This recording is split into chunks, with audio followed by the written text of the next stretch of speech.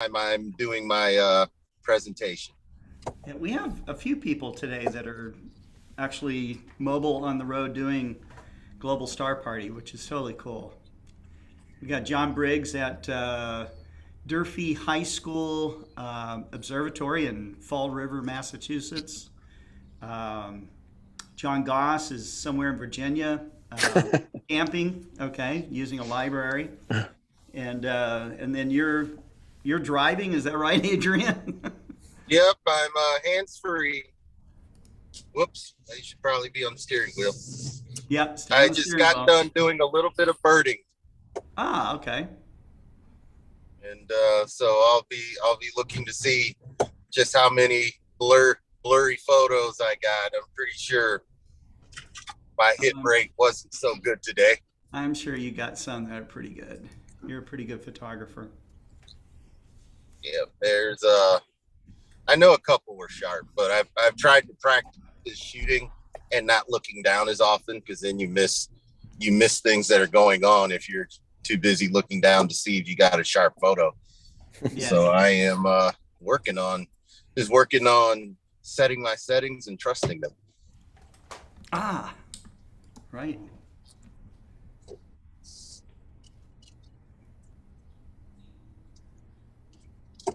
How's everyone else doing? I think everybody else is doing okay. Yeah. Doing fine. We finally got some beautiful weather here, and my favorite baseball team has been doing well, so I cannot. What is that, a Yankees hat you have on? Yes. Yeah, I can't. It's kind of far away on my screen. Okay. Yeah, there we go. Of course, I play baseball, and the team I'm playing with wears White Sox uniforms, so I will be a White Sox for amateur baseball this year. I'll be catching. That's cool. Do you like that position? Yeah, that catching, basically utility player. I played outfield when I was as I was going through college. I played basically not intramural baseball, but I played municipal baseball. It was for those of us who tried to play and decided we weren't washed up yet. We wanted to keep playing. A lot of players that come from the college ranks, high school ranks, we just keep playing baseball.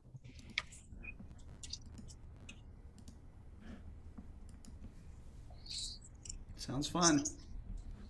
Yeah, if I'm baseball by day, and if it's a clear sky, I try to do a little astronomy by night. There you go.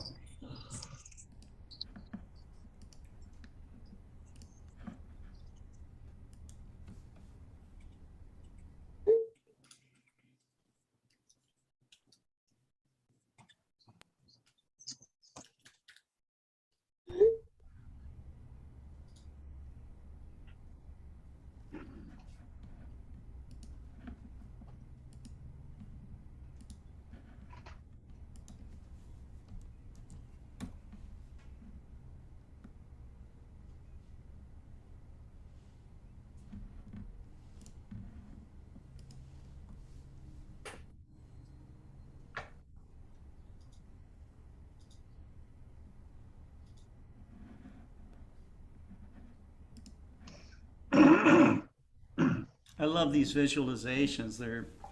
They get better all the time. But can you imagine if you could actually really see one of these events happening? Yeah. It would just be. Well, David saw one. Yeah, David did see it. Actually, he saw a series of ones. Lots of us got to see that one. That's true. That's true. Yeah, David, I think you've got some experience with watching collisions of that nature. A little bit.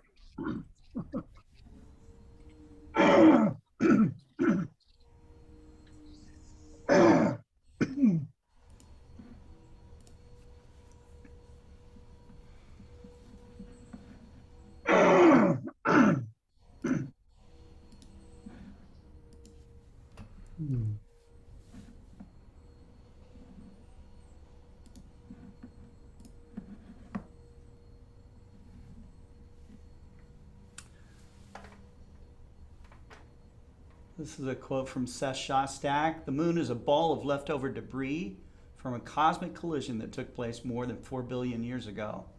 A Mars-sized asteroid, one of the countless planetesimals that are frantically churning in our solar system into existence.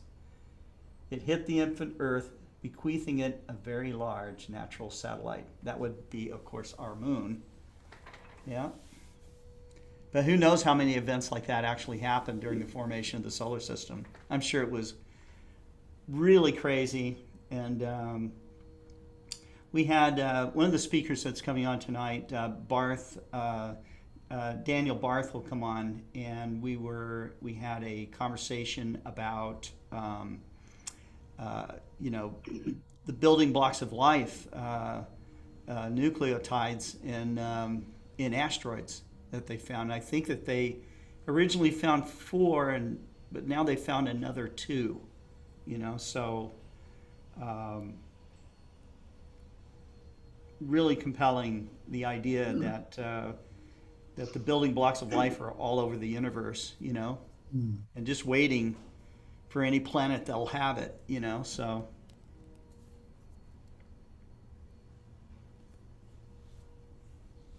Okay.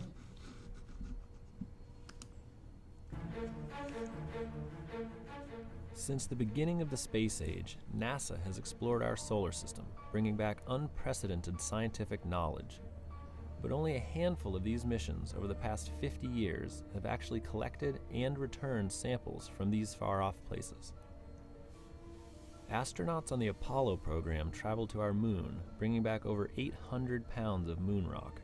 Stardust was an unmanned mission that collected samples from the coma of Comet Wild 2 before returning them to Earth for in-depth scientific study.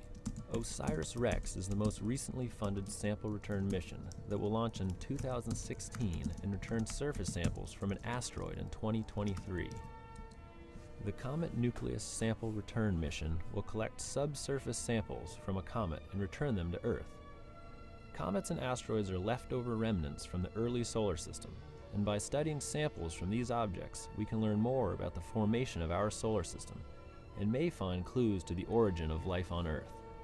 Collecting a sample from a comet is a challenging feat for many reasons, including how far away they are from Earth and how little gravity they provide. In our concept, harpoons are used to collect and retrieve samples from interesting locations on these exotic objects. Traditionally, when collecting samples on Earth, we use scoops, shovels, or coring drills. But on comets and asteroids, there's so little gravity that you would push yourself off the surface if you use one of these methods.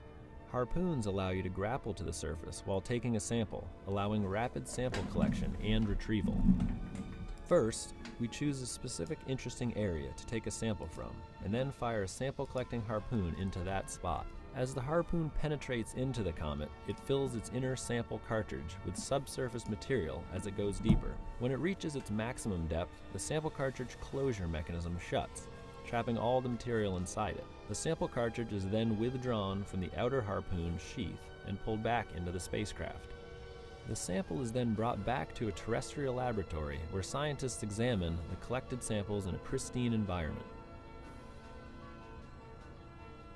Before we journey here, we need to work here in the lab studying comet and asteroid analogs. In order to determine how much energy is required to penetrate different depths in various density material, we've designed and built a harpoon test laboratory. Although the actual mission will use a cannon, for safety reasons we've employed a ballista to fire the harpoons. By correlating the imparted energy versus the penetration depth, we will know how to size the explosive charge for the actual mission. The Harpoon Lab allows us to study how the tip geometry, cross-section, and the mass of the harpoon affect its penetration. This has allowed us to optimize the harpoon sheath for a range of possible comet densities. Although sample return missions can be quite costly and complex, they offer important advantages over missions that study their subjects from a distance. Sample return missions allow terrestrial laboratories to study in far greater detail with a variety of techniques, and can even be studied by future generations with technologies that have not been invented yet.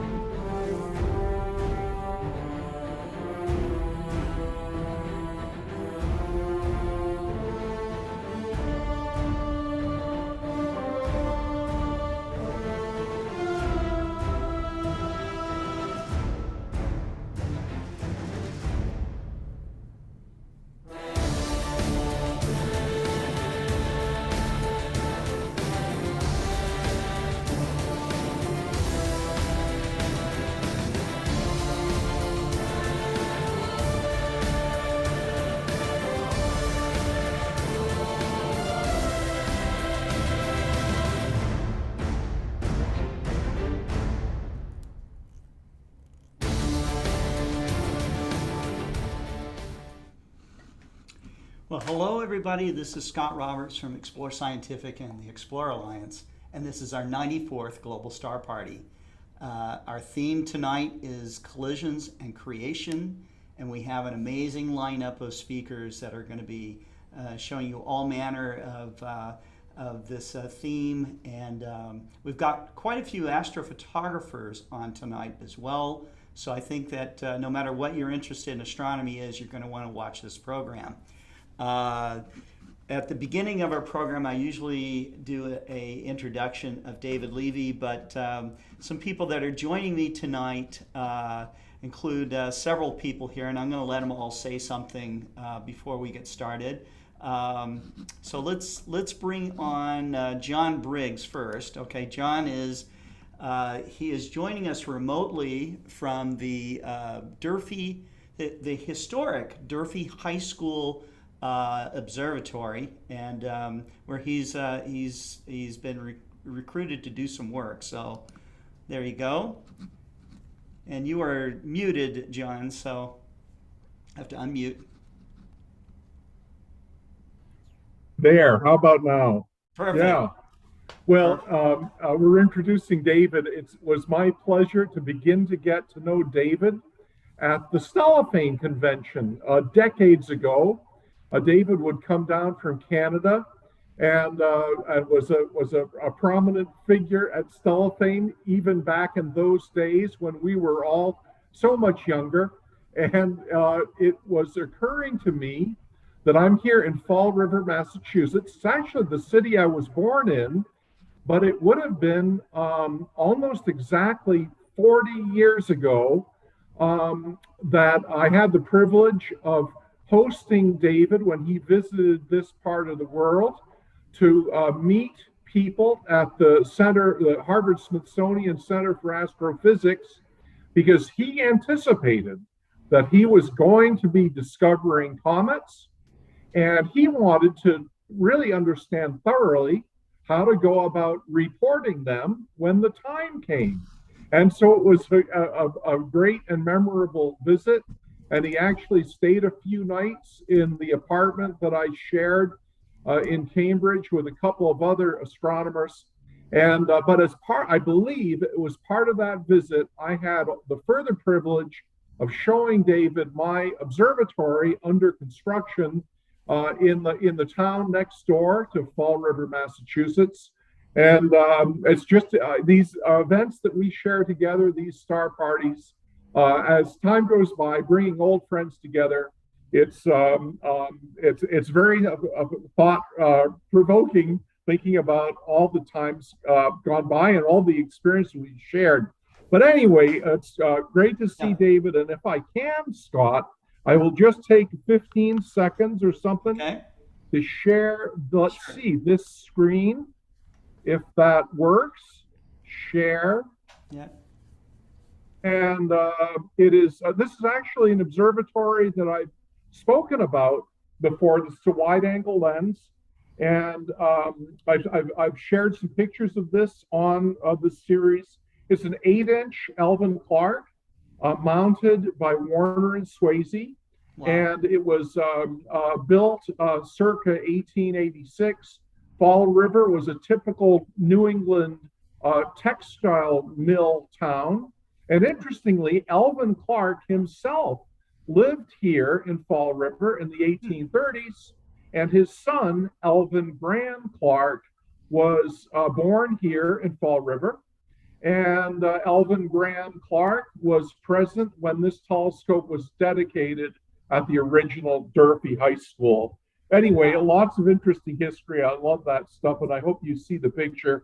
But with those words to share, I will disengage and let somebody else say hello. Okay. All right. So next up, we'll bring Adrian Bradley up. Adrian, I think, owes a lot of his inspiration in astronomy to David Levy. So let's bring you in. Okay. Here we go. All right. I actually should probably switch to speakerphone. Yes. That'll be easier. You're driving, All right. right? So don't Yes. look at the screen. Well, no, I will. So I'm going to give my recollections of David Levy to start. I actually could show some of the images if needed, but I'll just. Yeah, for this we need to keep it short because we have a long list of speakers. But yeah, but it would be really cool to know more about your interaction, how you first met David. Well, the University Lowbrows and a talk that you gave, David, at the University of Michigan. You gave a talk about observing. You told us if you don't write it down, it's not an observation. And I felt guilty as charged because I tended to look and I never tended to write anything down. But it was a world famous picture of the Southern Cross that got me interested in doing nightscapes and night photography. It inspired me to go out and capture the stars because I realized it was possible from seeing that simple, plain image that you shared, David, during your talk when you were at Michigan. I happened to take a photo, and at the time we didn't know each other well. As time went on, and as we met up, when you gave remote talks for the Lowbrows, and then you gave remote talks for the Warren Astronomical Society, we became friends. I shared my images, and I am still very much honored to have had you praise those images as beautiful and that you really liked them. I was hoping that the images would move people to love the night sky. With your comments and your love of space, it's one of the many reasons that I continue to go out and look up at the stars and even look at the moon when the moon is out. So thank you for helping me on my path, my good friend David, and hopefully we shall meet again soon. Thank you very much. Thank you very much.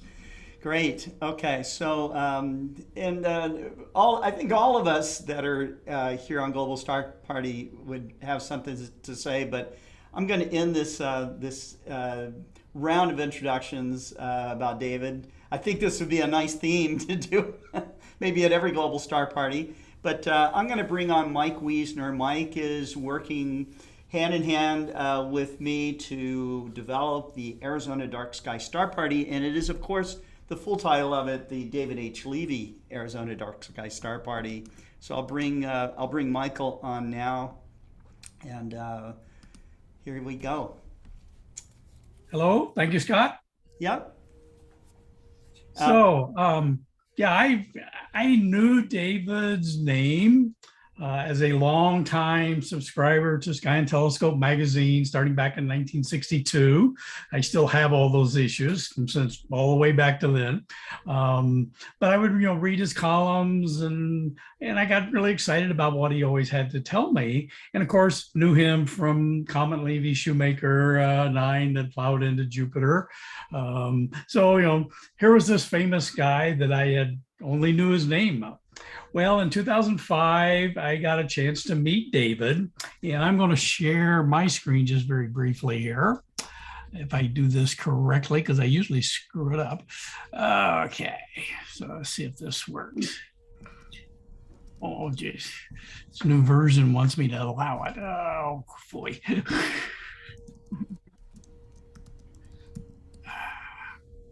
Hang on here just a minute. Zoom keeps forgetting that I keep allowing this to happen. All right. Oh, I gotta go. Oh, bummer. Well, I'm not gonna take your time to do this, so we'll do it later. Okay, so not sharing my screen, but I first met David in person in 2005. He was a guest speaker at Oceanside Photo and Telescope. back when they would do these Southern California astronomy expos. And so that was quite a big thrill to me to actually get to meet David, this famous astronomer person who's done all kinds of comet discoveries and asteroid discoveries and discovering this big set of rocks that plowed into Jupiter. And he gave a talk on, how he discovered comets. Well, then the next time that I got to meet David was at the first, what was supposed to be annual David H. Levy Arizona Dark Sky Star Parties held at Kartchner Cavern State Park here in Arizona back in 2019. And I wish I'd gotten to share my screen because I have a really nice photo of David and I there together. But when that star party happened back in 2019, I began sort of twisting Scott's arm to say, hey, let's have one up here in Oracle, Arizona. Oracle, Arizona is the first Arizona state park system to be designated as an IDA International Dark Sky Park. Kartchner Caverns was the second. So having the David H. Levy Arizona Dark Sky Star Party here in Oracle State Park, which is about 4 miles over my shoulder from where I live, would just be so exciting to me personally to have David come up here and experience our night sky that I experience every clear night when I'm out. So I'm excited that Scott finally agreed to have one up here in Oracle. He actually visited Oracle and Oracle State Park for a couple of days and nights back in February, and he was excited. And I'm looking forward to having David coming up here and getting him excited about our night sky here in Oracle. When you come to Oracle State Park for the star party in September, you're going to be amazed at what you're going to see. We have very dark skies here. I see the zodiacal light from my observatory here on the west side of town. I've seen the Triangulum Galaxy M33 with my naked eye. I have seen Gegenschein from here where I live in Oracle. So we can have very nice dark skies. And I'm looking forward to it again. And I think you're going to see an incredible lineup of speakers. And it's going to be an awesome event. So come on out. So David, what do you think? Thank you so much. Is it my turn now, Scotty? I guess it's your turn now. Was that a nice enough introduction? I didn't say my piece, okay? David Levy is like one of my very best friends, and he has added so many dimensions to my understanding of astronomy and how to inspire other people to get involved in astronomy. But I think the most profound thing has just been his friendship, and really. If all the astronomy could go away and just the friendship would still be left, I would be very happy with that. So thank you, David. Well, thank you. And I really am surprised by this outpouring of welcomes from some of you this afternoon. This is a very special 93rd Global Star Party. It is about impacts. And it turns out, I will begin by saying that impacts are among the most common things in the long history of our solar system. In fact, if you were to ask the Earth how many times it has been clobbered by comets and asteroids, the Earth would probably say it's almost kind of boring, it happens so often. On the scale of the solar system, but on the scale of humanity, on the scale of 2022, back into, say, 1994, it is very rare. And we discovered, the Shoemakers and I discovered SL9 in March of 1993. We were going to doing our regular search. It was a cloudy night. There's quite a story to that. But the whole story really began as I remember guiding the telescope that was taking this field And I said, I sure hope I don't have to show this picture to anybody because Jupiter is swamping out the eyepiece. I did find a faint star to guide on for both of the pictures. And the next day, Carolyn looks up from her stereo microscope and she says, I don't know what I have, but it looks like a squashed comet. And that began a story. The comet wrapped itself around the three of us and took us on a tour through its final year in orbit around Jupiter. It collided on the 16th of July, 1994, and we did not know until about 20 or 30 minutes after the collision. They were planning a press conference, and they were going to give the first press conference to the Shoemakers and me to describe the discovery of the comets, just in case we didn't see anything, and we're preparing for the press conference. They taught us how to sit in the chair so that our jackets don't get crumpled. They taught us what to do if Scott Roberts calls and starts asking questions. They taught us what to do.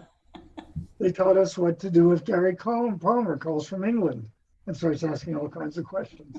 And even if Adrian Bradley comes up with a good picture, which we knew, I didn't know at the time that he would. But anyway, we're doing all this when one of the people from the Space Telescope Institute rushes into the auditorium and bounds down the stairs and silently shows Gene the pictures of the first impact. And Gene stops what he says and he looks it up and he bursts out, "You mean they saw plumes?" Did that end the rehearsal? We just had this wonderful, wonderful rush to our computers to check the email, and by then, excuse me, by then they had all kinds of things going on, and we had impacts and sites. Excuse me, this is not COVID. This is a sneeze. These are allergies. This is allergies. Yes. I think I'm allergic to comets today. Oh. And the comet turned out to put on a beautiful performance. Comets don't always do that. In fact, it was while I was on NBC the day before the impacts, they asked me to come up with a comment about whether comets could be predicted or not. And without even thinking, I'd gotten about 1 hour's sleep the night before. And I just said, comets are like cats. They both have tails and they both do precisely what they want. And this comet sure as heck did precisely what they want. But today we're going to be talking about impacts in the larger sense. Two people that I know very, very well, Bill Hartman and Don Davis from the Planetary Science Institute, who came up with the idea during the Apollo years that the origin of the moon could be traced to a major impact of a Mars-sized planetesimal that hit the Earth and sent huge amounts of material into space, into Earth orbit. And eventually these pieces coalesced to form what we now see as the moon. And there's a reason for talking about the moon right now, today, this hour, because the moon is going to put on a show on Sunday night. There's going to be a total eclipse of the moon. Those of us who live in England might miss it, or you might get it just the beginning as the sun goes down. I mean, just the ending.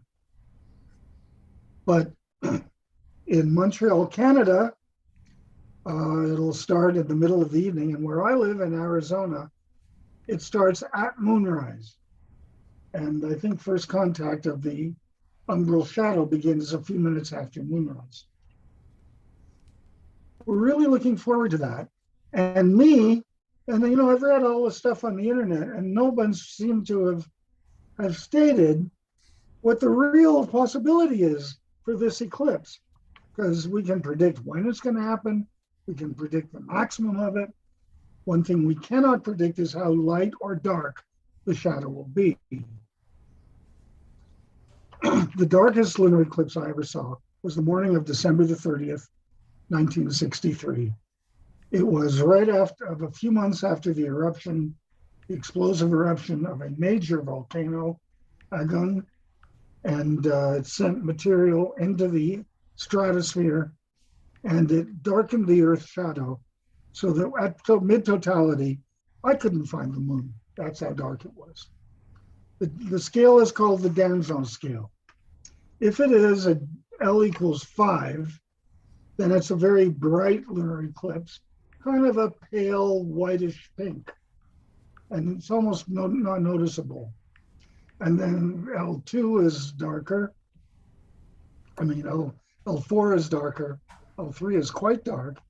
L2 is very dark. L1 is quite dark. But the one I saw in 1963 was an L0, where the moon almost disappeared. A friend of mine, Konstantin Papakosmas, still living in Canada now, he reported from a dark sky seeing a totally eclipsed moon about as bright as a 5th magnitude star. So we don't know what we're going to get this time. What we do know is that a few months ago, let's see. A few months ago, Mount Hunga Tonga Hunga Ha'aipe, a gigantic undersea volcano about 60 miles north of Tonga Patu, and it spewed lots of dust in the upper stratosphere. A second eruption took place in April of the mountain Anak Krakatoa, child of Krakatoa. Krakatoa is the one that did that famous eruption in 1883. So we've had 2 eruptions. I anticipate that the shadow will be pretty dark, and that the eclipse we're going to be on Sunday, you don't want to miss it, will probably be quite dark. And I think I don't really want to make a prediction. We'll have a few days and then we'll know. Just go out and take a look. And now we get to the poem. This is a traditional poem for a lunar eclipse. It was written by Thomas Hardy in 1903 after witnessing an eclipse a year earlier from London. Thy shadow earth, from pole to central sea, now steals along the moon's meek shine, in even monochrome and curving line of imperturbable serenity. How shall I link such sun-cast symmetry with the torn troubled form I know is thine, that profile, placid as a brow divine with continents of moil and misery? And can immense mortality but throw so small a shade, and heaven's high human scheme be hemmed within the coasts yon arc implies? Is such the stellar gauge of earthly show, nation at war with nation, brains that teem, heroes, and women fairer than the skies? Thank you, and back to you, Scotty. Wow, that was very, very nice. Thank you, David. Thank you. Wonderful, wonderful. Okay, so up next is our segment for door prizes. Our door prizes are coordinated with the Astronomical League. Each week, the executive officers of the Astronomical League come up with a series of questions that answered correctly puts you in the running for our valuable door prizes that we have. This week we have John Goss. John has been with the league for many years. I think I've seen John at Astronomical League events almost the entire time I've been attending them myself. And so, I think that's great. Here's John now, and I do want to say that and I say it every Global Star Party. The Astronomical League is really one of the amazing membership organizations that you can belong to as an astronomer. And I'm talking globally at this point. The Astronomical League has, I think it's over 80 observing programs. They are involved in recognition awards that date back, they have 75 years of service to the amateur astronomy community. Within that community have been, of course, beginners, like many of us are beginners, but also people who are really quite serious about the research that they do. They've made major contributions, discoveries, many of them famous in their own right. And so you'll be in good company when you join the Astronomical League. To join, all you have to do is go to astroleague.org, and you'll be one of over 20,000 members of the league. So, John, I'm going to turn it over to you, man. All right. Well, thank you, Scott. I'd like to start out by emphasizing something that you all have been saying in a certain way with the Arizona Dark Sky, David Levy Arizona Dark Sky Party, and others, such as Alcon, which we have coming up, on why do all this? Why go to these star parties? Why go to Alcon? Because amateur astronomy sometimes has the reputation of being a rather solitary avocation, and it is sometimes, but not all the time. We have a lot of members who spend a lot of their vacation time, their vacation money each year to go to various events, such as Alcon or such as some of these other star parties. So why do they do it? What do they get out of it? Well, I think that they recognize that amateur astronomy is a little bit more than just what you see in the eyepiece. To really appreciate that, there is a big range of understanding that you have to go through. And these star parties, star gatherings, conventions allow you to do that. You get to meet fairly famous amateur astronomers or professional astronomers or authors or magazine editors or vendors or imagers or sketchers, the whole list. You get to meet all these people and then expand your knowledge of the hobby. And you yourself can contribute likewise by telling other people what you're interested in, what got you in the hobby, what you really like. There's just a whole range of reasons to go to star parties. And I'll cover this a little bit more at the end here, but I want to get on these questions before I start talking too much. One moment, please. Okay, we have 3 questions tonight, but before we do that, I'm going to go into answering last week's 3 questions, just so it's not a big mystery to everybody. So let's start on that. We like to give people a friendly reminder when looking through their scopes at the sun. Make sure you have the proper filters, make sure you know what you're doing. And if you don't, have someone teach you how to do it. It's when you have the right filters and know what you're doing, it's really a completely safe. Oops, sorry. Let's get back there. Question number 1 from last week. Carol Orridge, president of the Astronomical League, presented these 3 questions, so it's up to me to spill the beans on them. Question number 1 was, as you can read, the James Webb Space Telescope's mid-infrared instrument finally reached its super cold temperatures. What temperatures are those in Kelvin, Fahrenheit, and Celsius? Well, it's really cold. 7 degrees K, which is about 144 degrees minus 447 degrees Fahrenheit and minus 266 degrees Celsius. Pretty darn cool. Question number 2. Who is Jessica Watkins? I'm sorry to say I didn't know this one myself. I had to go look this up myself. Dr. Watkins is currently serving as a mission specialist on NASA's SpaceX Crew 4th mission to the International Space Station. So she's been up in space. She's a veteran of it now. Question number 3. How many moons does the planet Mars have? I think we've all been taught through the years it has 2 moons. I think it still does. It has a lot of artificial satellites now, but 2 natural satellites. So the winners of these 3 questions, their names will be drawn in a later star party, and if they're the lucky ones, they will receive some gifts from the Astronomical League. Enough said of that. Let's go on to the 3 questions for this week.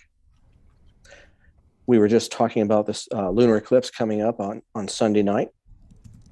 Okay, we have a total lunar eclipse on Sunday night. During totality, stars near the moon can be seen. Because as you know, during a full moon, stars next to the moon are just completely blotted out.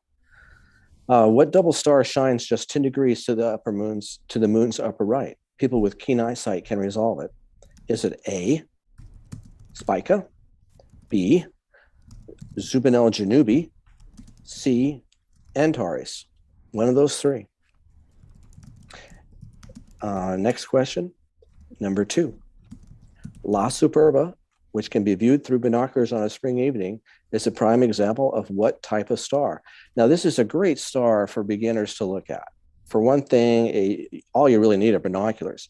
If you have keen eyesight, you might be able to see it, but binoculars will bring it into view, and it's not hard to find if you have the proper star map.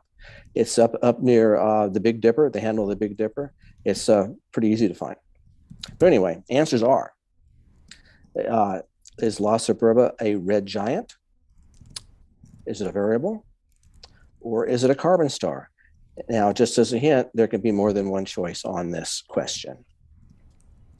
Number 3, drum roll, please. I've asked this question a lot because it changes. It helps us all keep perspective of where we are in space and where the other planets are all around us. The closest planet to Earth tonight is A, Mercury, B, Venus, C, Mars. So if you have the knowledge of these 3 answers, please send them to secretary@astroleague.org with your answers and your name. If you're correct, your name will be put into the list for the final winners for the door prize. Before I leave this, I'd like to mention that this Friday night we have Astronomical League Live on coming up May 13th. We're featuring Dr. Jessica Noviello, who will give a really interesting, I know she will give a really interesting talk because I've heard this before, on cryovolcanism. That is what has really shaped the evolution and the characteristics of the moons in the outer solar system. Pretty interesting stuff. And it's amazing that we can have this type of information these days with all the spacecraft, reconnaissance spacecraft and discoveries. I think that is really cool. So be sure to tune in on this Friday night. One more thing before I get out of here, Alcon 2022. I wanted to bring this up, talk about these star parties again, on why they come to something like Alcon. Well, this year, Alcon has a number of interesting subjects to talk about. We have talks on really a wide range, from beginners to advanced to experts to different, just offbeat stuff. We have talks on variable star observing, talks on various missions that NASA is up to these days. Be interesting. We even have an astronaut, Harrison Schmitt, who you all might have heard of. He happened to be on the final Apollo mission. We have tours, of course. Go to New Mexico, you got to go to the VLA, and some other tours to the local observatories in the Albuquerque area. We have a keynote speaker who is pretty darn good, Thes Shostak of the SETI Institute. Great. Really looking forward to seeing him. He's always pretty popular. But anyway, these are just some of the reasons to come to Alcon, and other astronomy gatherings have their own particular reasons as well. So as we go into spring and into summer and into fall, this is the time of year to start doing this stuff, getting out and meeting new people and seeing old friends again at gatherings like this. So with that, I'm going to stop and try to turn this back over. Okay. You did it perfectly. There we go. And thank you, Scott, for giving me the opportunity to shoot my mouth off again. Thank you. We love it. So we love it. We're very happy to have the Astronomical League on with us each week. They contribute so much to our community. I can't really say enough about it. Okay. But thanks again, John. And do you already know who's going to be on the next Global Star Party? No. You don't? Okay. Am I supposed to? No.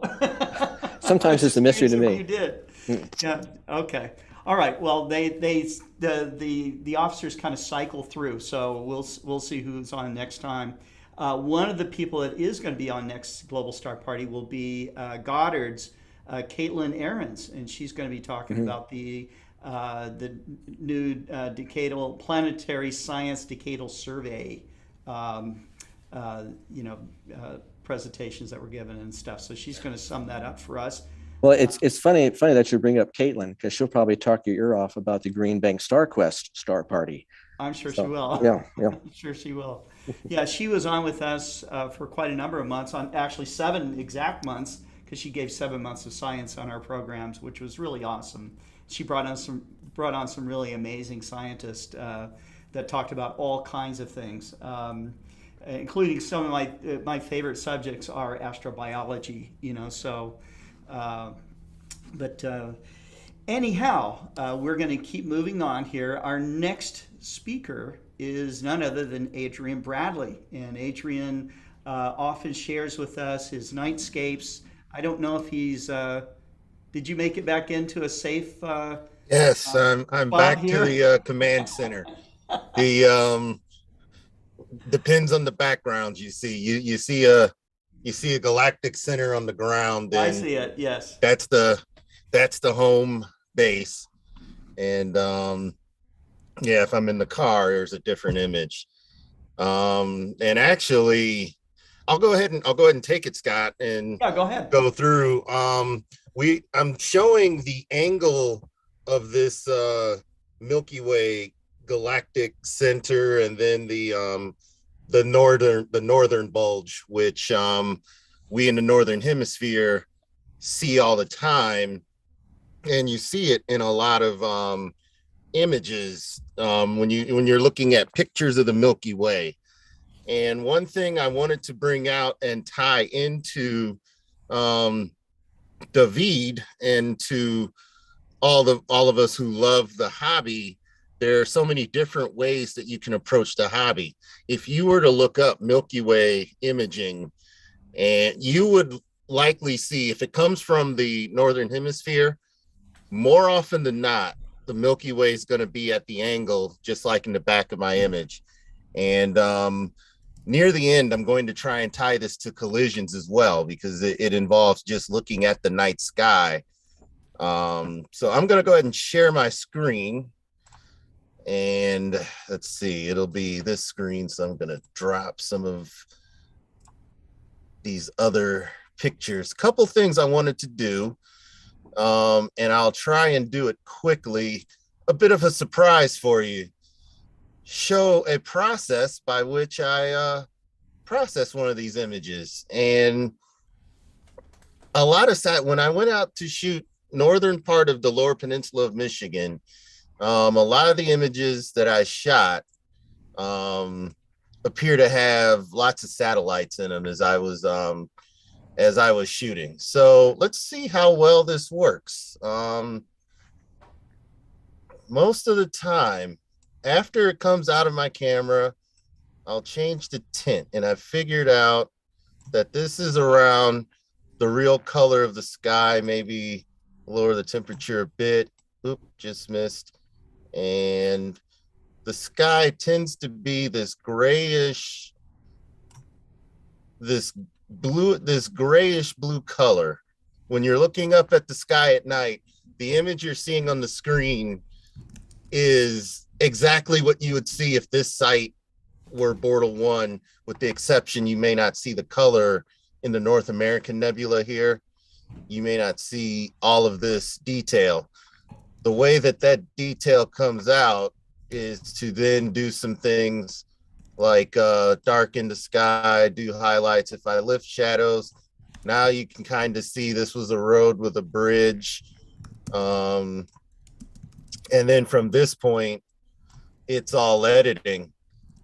And I don't think I'll share I usually send it to Photoshop to bring out the Milky Way further, but we're going to leave this as an image that you would see if you were standing there in the middle of the road on this bridge with me. this is what you would be looking at, and your eyes would adjust a little bit, and the sky, and then you see the bridge a little better. You see the sky. Now, what we do as far as noise reduction, we've got some options to get rid of some of the grain that you saw. And that is the beginning of an image that this is a as you see it image, as you're looking up at the sky. If you're there with me, this is what you see. It's not spectacular, but then again, it is, because Cassiopeia is right here. These are the stars of Cassiopeia. You can hardly see that. These are the stars of the double cluster, and light from the heart and soul is showing up over here. There was another image that I took. This is a little more processed, and this is where, one, more satellites, but then two, you're seeing more detail. Processing brings out the detail, and when I shoot with a wide angle lens, the trees lean in a bit because of the way that the lens is made. The other option to this is to try a panorama, but if you're going to do a panorama, you should probably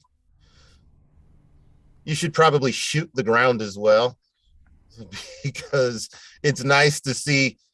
This turned out pretty well. You can see how bright this region of the Milky Way is, and then over with Cassiopeia, it dims. It disappears.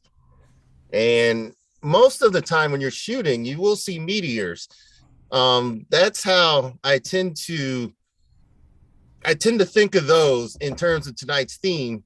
You're witnessing collisions in action. If you witness a meteor brighten up, it collides with the Earth's atmosphere. Most of all the time that I've been out, none of them have gotten so bright, and then they haven't fallen to Earth where I'm standing. So far I haven't had to, collide with one of the meteors myself. That wouldn't be too good. But seeing the meteors collide and then having a picture of it, sometimes the meteor pictures are a little harder to distinguish from the actual streaks of light. And see, here you've got a bright streak, and these are some of the, we'll call them finished images, where I tried to make them detailed and yet pretty. And this particular image was my goal for the night. You're seeing the satellite travel here, and you're seeing the coat hanger as well. I always like to see whenever I shoot this part of the Milky Way, I like to see that I've gotten light from some important parts of it, that the nebula, like M17 here and M16, the Sagittarius cloud, M5, and even a little bit of light from the Trifid, M20, which is hiding in here. There's countless other objects here. Open cluster here, the Stinger, and you can see the stars from Sagittarius here. I like to make sure that some of that detail appears when I process. I don't want to smooth over all of these things or get rid of all of these stars, and all you have is a bright ribbon and the foreground's beautiful. There's a time and place for that, but when you are there to enjoy and capture the night sky, my goal is always to find a way to combine the two efforts, make it a beautiful photo. You have the river below, but also make it a photo that an astronomer would love. And so I took this shot. This is what I wanted to take. This is the full shot right here. That's the full image, and I was able to crop it in. And so you have the river. The reason I wanted that shot here, and I did it in portrait mode, this is the same shot 6 months ago. Orion and friends are a part of that same view. Ice is covering everything, including that boat launch over here. And it gives you an appreciation for how the sky changes. And we call it Milky Way season when the core is in the night sky. But to me, Milky Way season is year round, especially if you go to places where it's easier to see the full Milky Way or see any parts of the Milky Way, including the fainter regions around Cassiopeia and Orion. So some other images that I was able to take, I'll go through them. This is an old image, and the theme here is Milky Way rising, and I just kept shooting. This is astronomical twilight before dawn, so astronomical dawn, and you've got this color that appears, shooting with the same camera, and a collision in process above it, meteor coming down. Then the shots that I was able to take this past weekend, with a giant light behind me, I'm still able to get the Milky Way. I won't turn down an image if I think that there's something pretty about it, or a value, or something of value. There's so much light, it's casting a shadow of the bridge that I was standing on, and I thought this was me over here standing, but I'm not so sure. But it casts the shadow of the truss of the bridge on the trees, which otherwise I think this would have been a beautiful photo. So here I'm standing at the boat launch, and we're experimenting with different ways to try and frame the Milky Way here. The cat's eyes, the stinger of the scorpion resting on the tree. This is another, I cropped to this angle at one point to see how that would look. One of the problems that I'm looking to resolve when I do noise reduction, this turns into mush, and I'd like to work at using some of the tips and tricks that Bob Fugate, who's going to be on Global Star Party later tonight, has talked about signal to noise. And and I'm working on not only signal to noise. This is a single image. With the tracker I have, I am able to do composites, so I can work with taking a picture for the sky and then taking a picture where the ground would be more solid. And so that's one thing that I think will add to some of the detail that I'll be working on, purely for my own, just to see where I can go with it. 30 seconds with the camera that I have, and I'm able to get images of the Milky Way like this. And then there's the panorama. This is the composite image. 1 minute on the sky gives it plenty of time for a satellite to photobomb it. 1 minute on the for the foreground, which is the river, and it's a little smoother. It cleaned up a little more when I did that, a little less. There's a little bit, this detail here. There's some real detail, the grass that's here. So I love seeing the reflection of the Milky Way in the water. Yeah, look at that. Yeah, it's cool. Right in the river. This was one of two shots that I absolutely loved when I finally got a chance to work through it. This was the other one. This one, I guess, there's a collision here, and there's satellites. This may be a meteor as well. Just look at the trail. That's definitely a geosynchronous satellite. This is a 30-second shot. Mm-hmm. I remember seeing the shape of the Milky Way. I didn't see any color, and I didn't see what I would see at a Bortle 2 or Bortle 1 site, but I did see this region, and I'm thinking I want to go ahead and frame the shot here, because this will probably be the best 30-second shot that I'll take. And turns out it was. This was, to me, the cleanest of the Milky Way shots. And one of the things I was going to point out, this region over here is an HA region in Ophiuchus that a lot of imagers are focused real hard. They'll take a lot of frames to bring that region out. There's a lot of HA and a lot of other information coming from the bulge of the of this part of the galaxy, and so some of that is real. It looks, you know, kind of modeled in a mess, but you're looking at our galactic center, and it's not just this crazy horse looking shape. It's not just this. It's this entire region is a part of the galactic center. And of course, you can see Sagittarius, which points approximately to where the black hole is, that's guarded by dust and all of these things. You can't see it naked eye, but you know that in this particular region where the cursor is the center of the galaxy. And that's something that's not lost. And the road is a metaphor for me, because I'm on this road chasing this.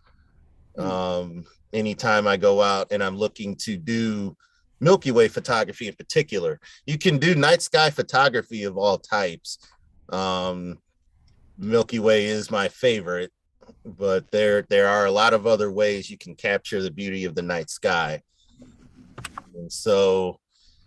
And you can capture it in different phases. This is during nautical twilight, and that's actually the moon rising and the Milky Way fading away. And this is that image that you see behind me, or at least one of the versions of the image, at 4 a.m. All of these shots, I believe, were taken at 4 a.m. because I couldn't wait till summer to when it would rise like this around 9 p.m. or rise like this around sunset. Mm-hmm. Catching it at 4 a.m.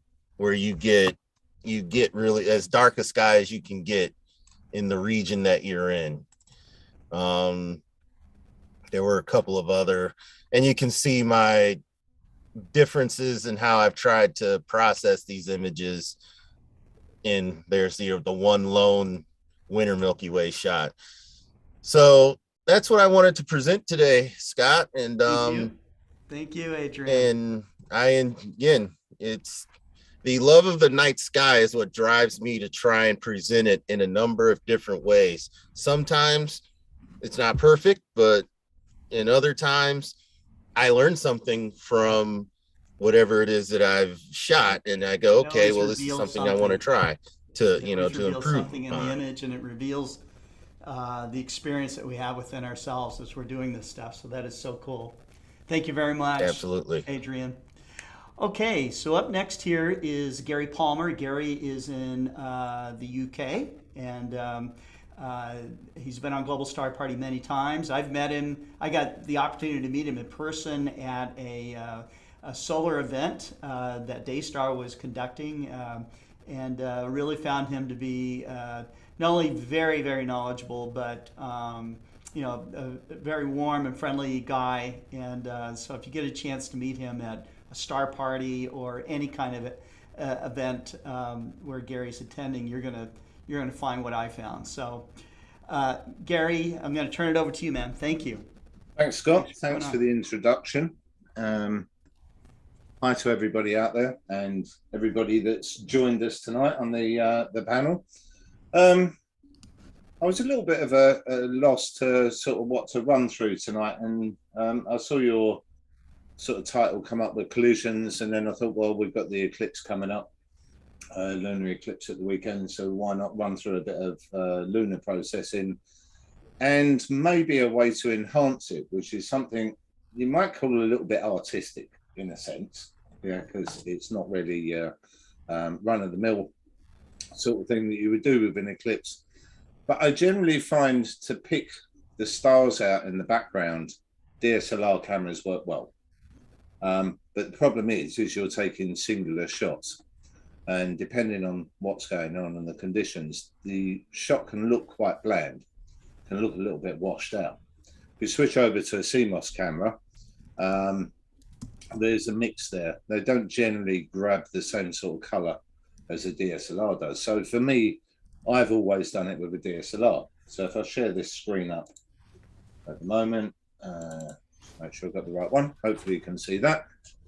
Yeah. So that was the last lunar eclipse we had a few years back now, and it was cloudy. Yeah, it was very cloudy here, so really did struggle with this.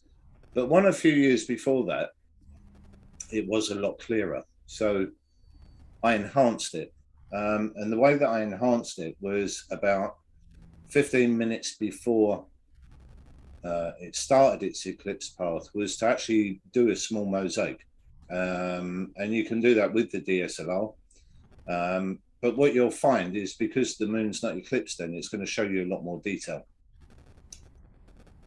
So what we've done is actually overlaid it with a mosaic that carries the high detail, and then the coloring behind it is the natural coloring. It's just brought out a little bit more. So the way of getting around doing that is to take these separate shots. So if we bring these up in, bring them up in Registax first, because you'll process these, if you can get a couple of them together, the more you get together, if you're going to do a mosaic, the better it is.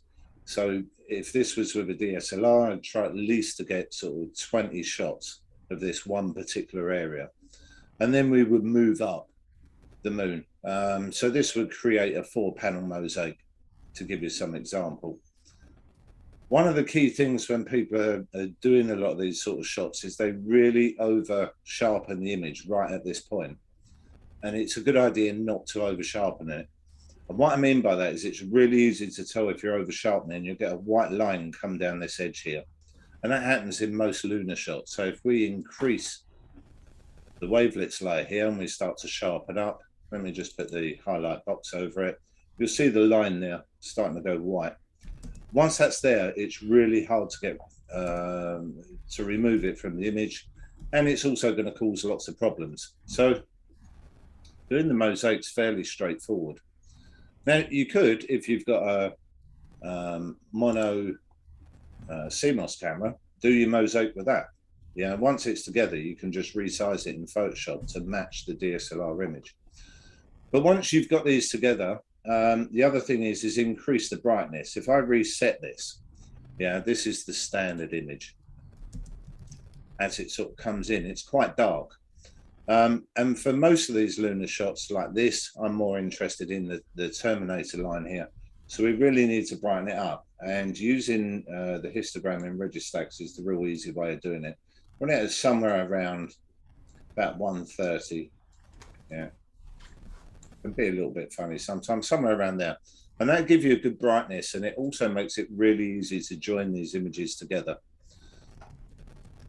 Okay, so once you've got all of that, you save them all off, yeah, and then you will move over to bringing them into Photoshop. So if we bring them in on Photoshop, we've got all of the images here.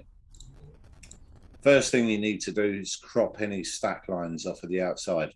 They're really not going to help you on putting these together. And we're going to do these manually as well. So if they're only 3, 4, 5, even up to a dozen images, I generally do them manually. You'll get a lot better alignment on it. But if we set up the crop box, just crop each one. Take any stack lines off the edge. If you find it's a little bit blurry in some area, then just clip that off if you can, as long as you're not losing any of the actual image itself. Go to the next one, do exactly the same thing.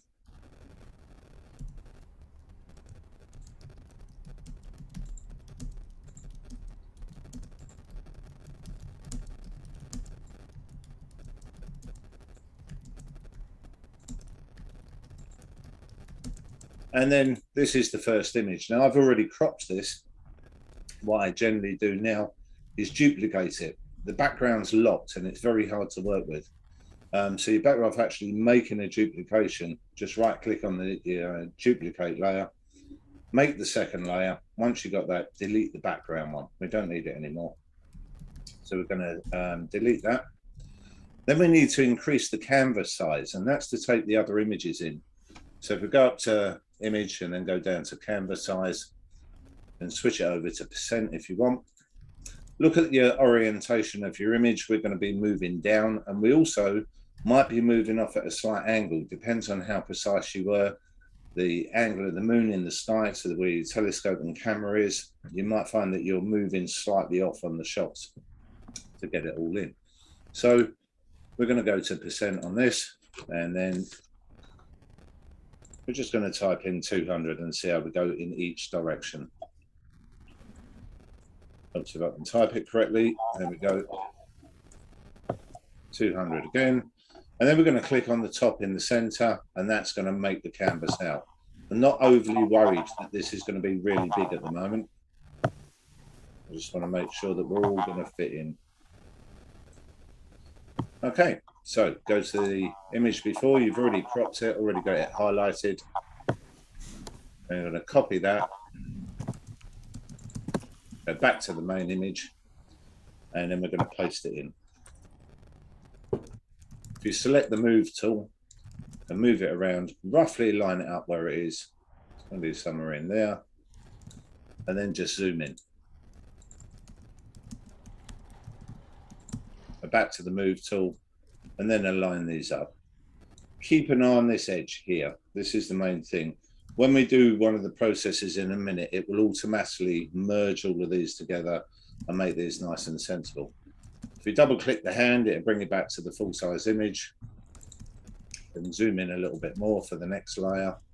So go to the next image along, that one, copy it, back to the main image, and then paste it back in. And exactly the same thing. Get the move tool, work out where it's going to be. Yeah, so move the image up a little bit. One thing I always suggest on doing any mosaics, doesn't matter whether it's solar, lunar, anything at all, you really want to make sure that you've got a good overlap on it. These programs don't like it if you haven't got a good overlap.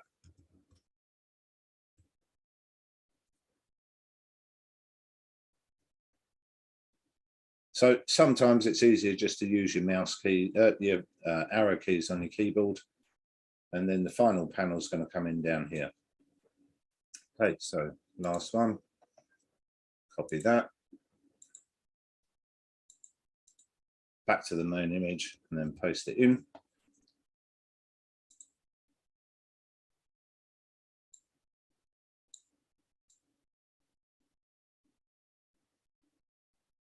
Okay, again, keep an eye on your edge line. If you're not sure on it, just zoom in a little bit just so you can see it. Go back to your move tool, yeah, and just align it up, make sure it's nice. And if you look at the craters there, you can see they're all aligning up.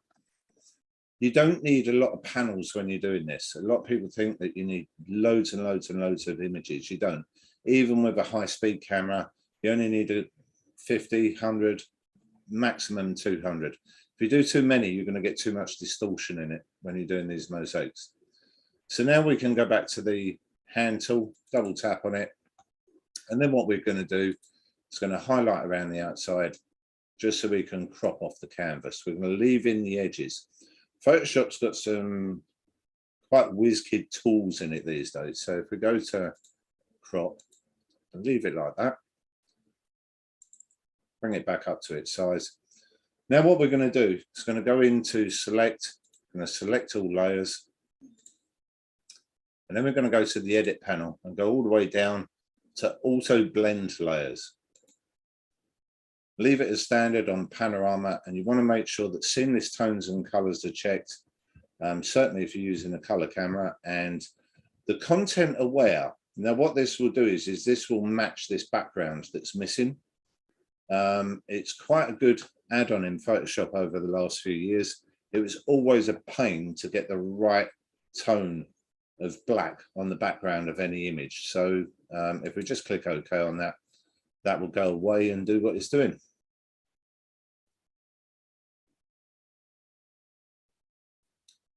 That's it. So we can deselect everything there. So if we go up to the select menu, just deselect. There we go. Now we're going to go to the main box here, and we're just going to flatten the image. So if you right click on it, yeah, just go flatten image. It's actually a complete image now. That's all together. Can't see any join lines if you zoom into it. It's all nice and neat. So back to the hand. what we need to do is just really brighten it up and sharpen it a little bit. Anytime you use wavelets or any other sharpening tool before Photoshop, it's going to leave a residual noise on there with some cameras. And it certainly will if you get your gain or your ISO too high. So we go to the noise, just go into despeckle.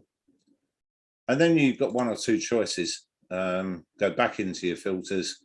You can either use a Smart Sharpen, or your Unsharp mask. Smart Sharpen works quite well on this. That's way too harsh at the moment. So I'm going to drop that back. Just about bringing it up a little bit. You can, if you've got a little bit of residual noise there, run in with a noise reduction using this. We haven't got a lot of noise there, so we can drop that back. Okay, and then the last thing is just really to get it a little bit brighter. So we can use the curves tool for that. Bring the curves in. Somewhere around anywhere between 5 and 10, put a holding marker in down on your black point, and then a holding marker in at the top. Normally on the top one, on it up somewhere around 250. There we go. Just try and get the line back straight if it jumps off like what it did then when I did it. Okay, now we can play around. They're going to hold the black and white points, so we can hold around, we can get a little bit more contrast in. And then we can brighten up a little bit. Something like that. That's it. There's your mosaic together. You can then, if you've got the color matching image, resize this. You can just copy the whole image and overlay it over the top. When you overlay it, if I just duplicate this just to show you, when you overlay it here, the one that you're going to go over the top, make sure it's black and white, and then put it on as a luminosity layer, and you can blend it in on your amount then, on your opacity as to how much you want to come through. There you go.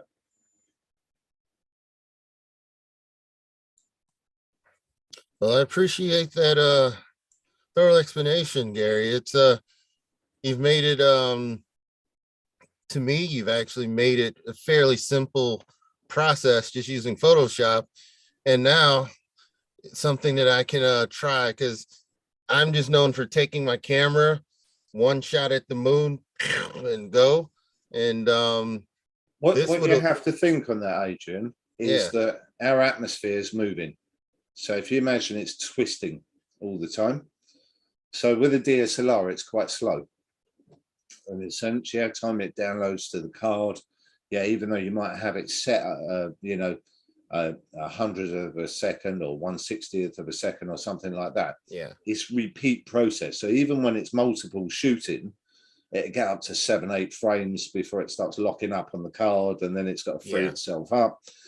But in a sense, it's quite slow. And the problem with that is if you actually look at 10 or 15 shots of the moon, or any other planet, bright object, you'll find that only 1 or 2 of those is clear. I get all lucky of the imaging. Are just rubbish. You're just throwing them away. And that's why I'm saying, if you can, an hour before it starts going into eclipse, you can play around. You've got a good bit of time then to take a few different sections, a few different shots. If you've got even a deep sky camera, something like this.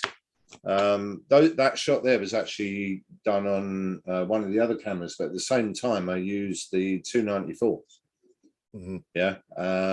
It's perfectly capable. Switch it into 8-bit planetary mode, and it will still punch out 20-30 frames a second, which is a lot faster than your DSLR. So but the DSLR picks up the nice red color, and that's really what depicts an eclipse. And when you look at them through a CMOS camera, doesn't matter how much you enhance it, you can never really draw that deepness out that's nice.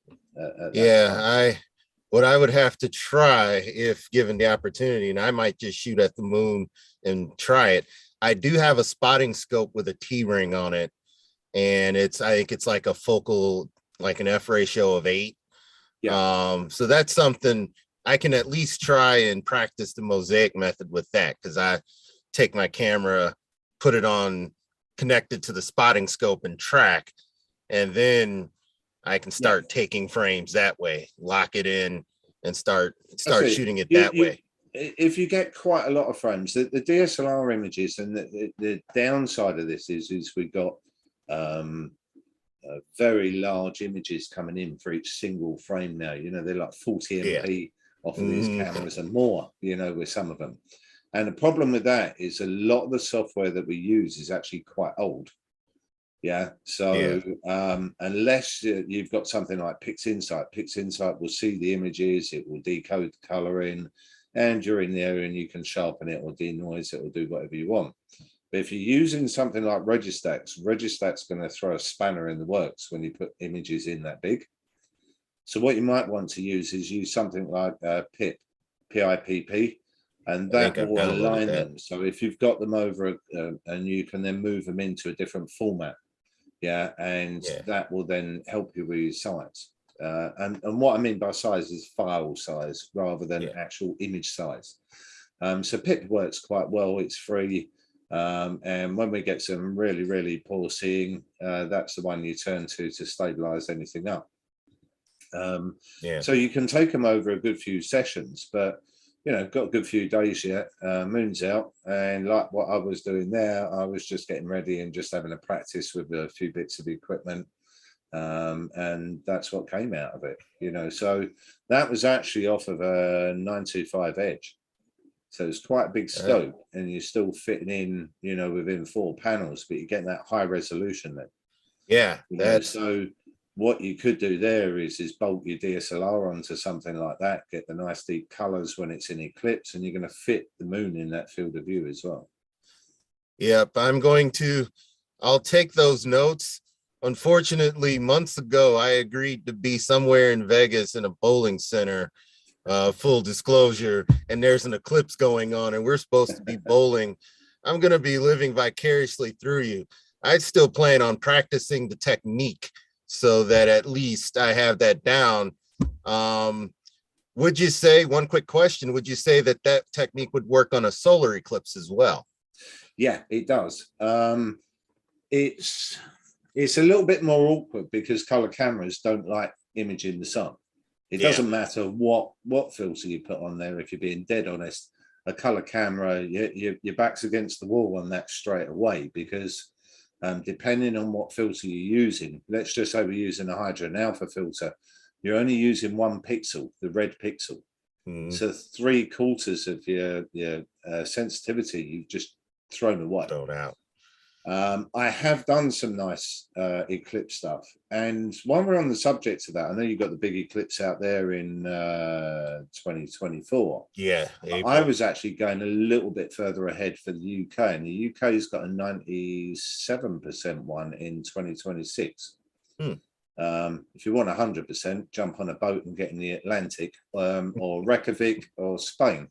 Yeah, is where you're going to get the 100% part, but it does run right up past Ireland up. So I was looking at that the other day and just working out a few things. Bailey's beads. I think you get Bailey's beads at least before it breaks off. And yeah, it's going to be tight. That it's still quite early on it anyway. You know, something like that needs a year or two more to home in a little bit on it, and also where you're going to go. But yeah, it really depends on the moon with what you're going to do.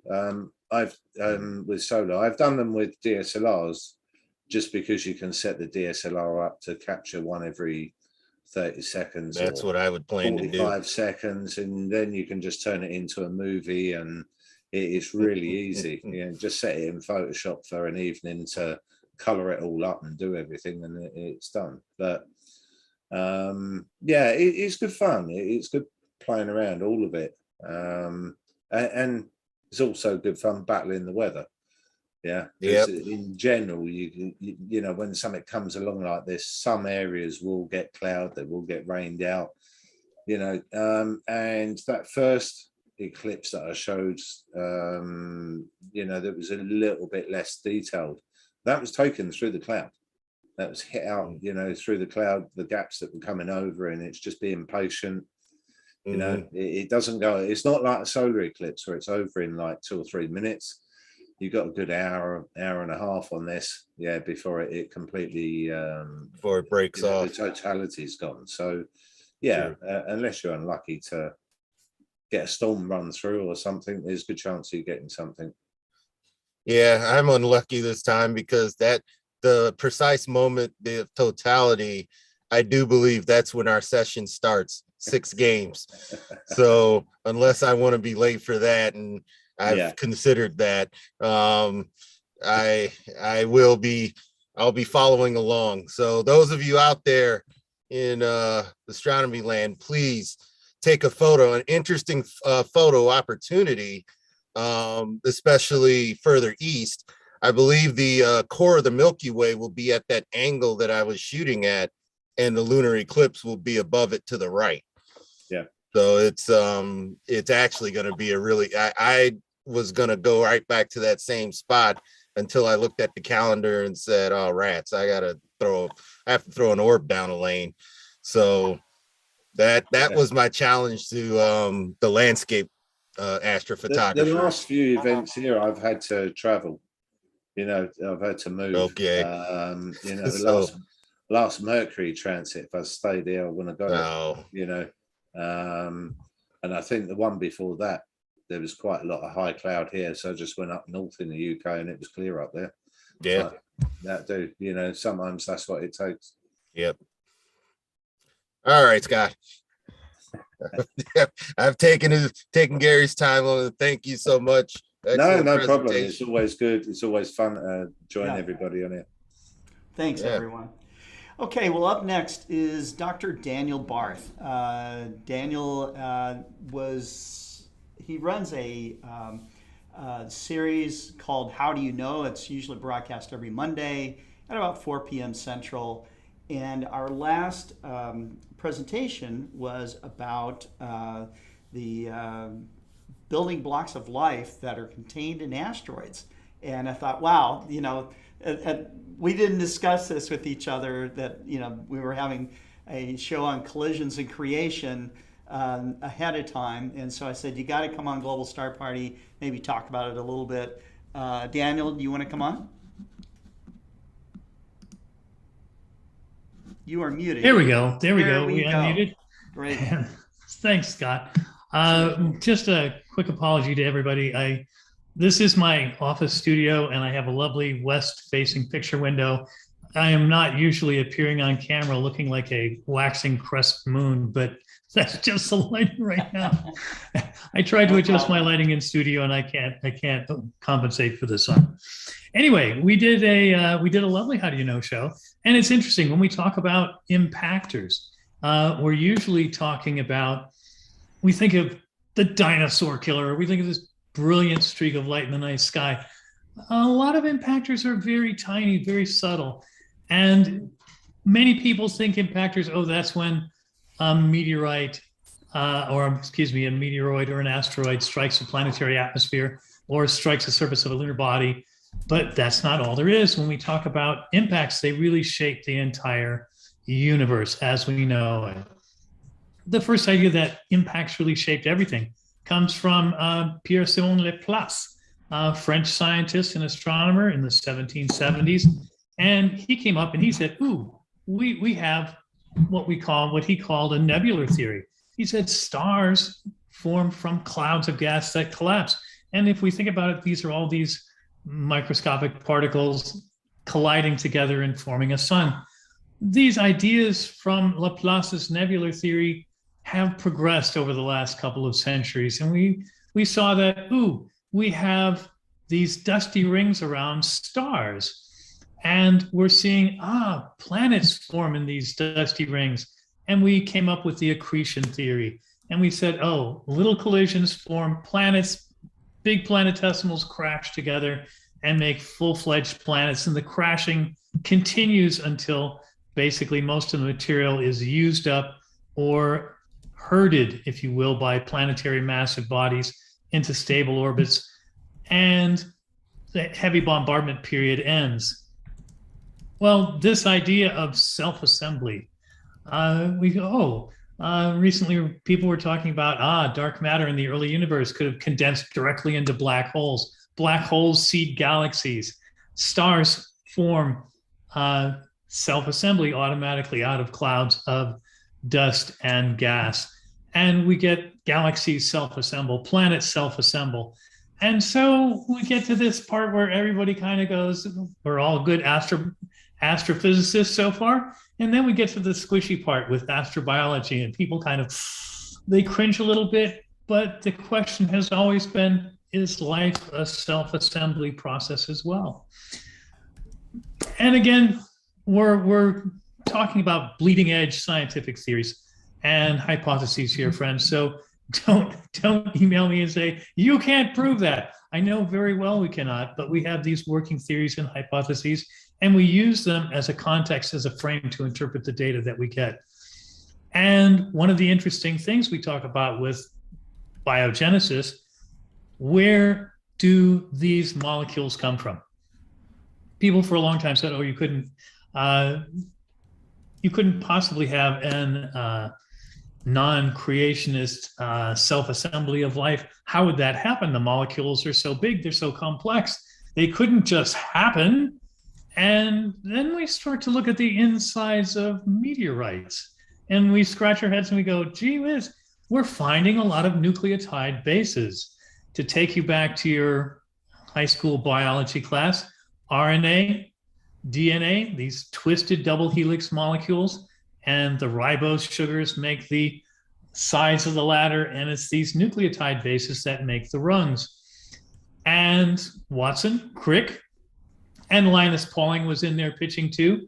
Find the molecule that codes for all life, DNA, of course, and there's only 4 basic letters, 5 if you count RNA, but there's only 4 basic letters, and comes in only pairs, and it's these sequences. You have the entire alphabet that codes for all the proteins, all the biological structures. And you go, okay, well, that's fine. How did this stuff assemble from a non-living world to a living world? Collisions, impacts, yes. And now we're seeing these biomolecules, and we have currently, as of 2022, people have announced we found all 5 nucleotide bases in meteorites. Okay, let's just go ahead, and I'm going to dispose of this idea that, well, meteorites land on the Earth and immediately life invades them and contaminates them right to their cores. These are stony rocks, friends, and most of them have fusion crusts when they land on Earth. I think terrestrial contamination doesn't penetrate into the very core of meteorites, and we won't even get into the Allen Hills with the are they or are they not microfossils. But we find when we crack open these meteorites and we look at the interiors and we do the chemical analyses, we find all these nucleotide bases are there. Not only do we find all the nucleotide bases are there, but we're also finding many of the amino acids are found in meteorite fragments. And so we look at this and we say, wow, do factors deliver these biomolecules that seed life, the building blocks that allows life to form when you have a lovely surface with all the necessary minerals, a solid surface, you have water, you have an atmosphere that isn't too corrosive or unfriendly, the temperatures are biologically reasonable, and are we getting these impactors raining down and seeding our planet? Well, you back that question up a bit and you say, okay, but wait a minute.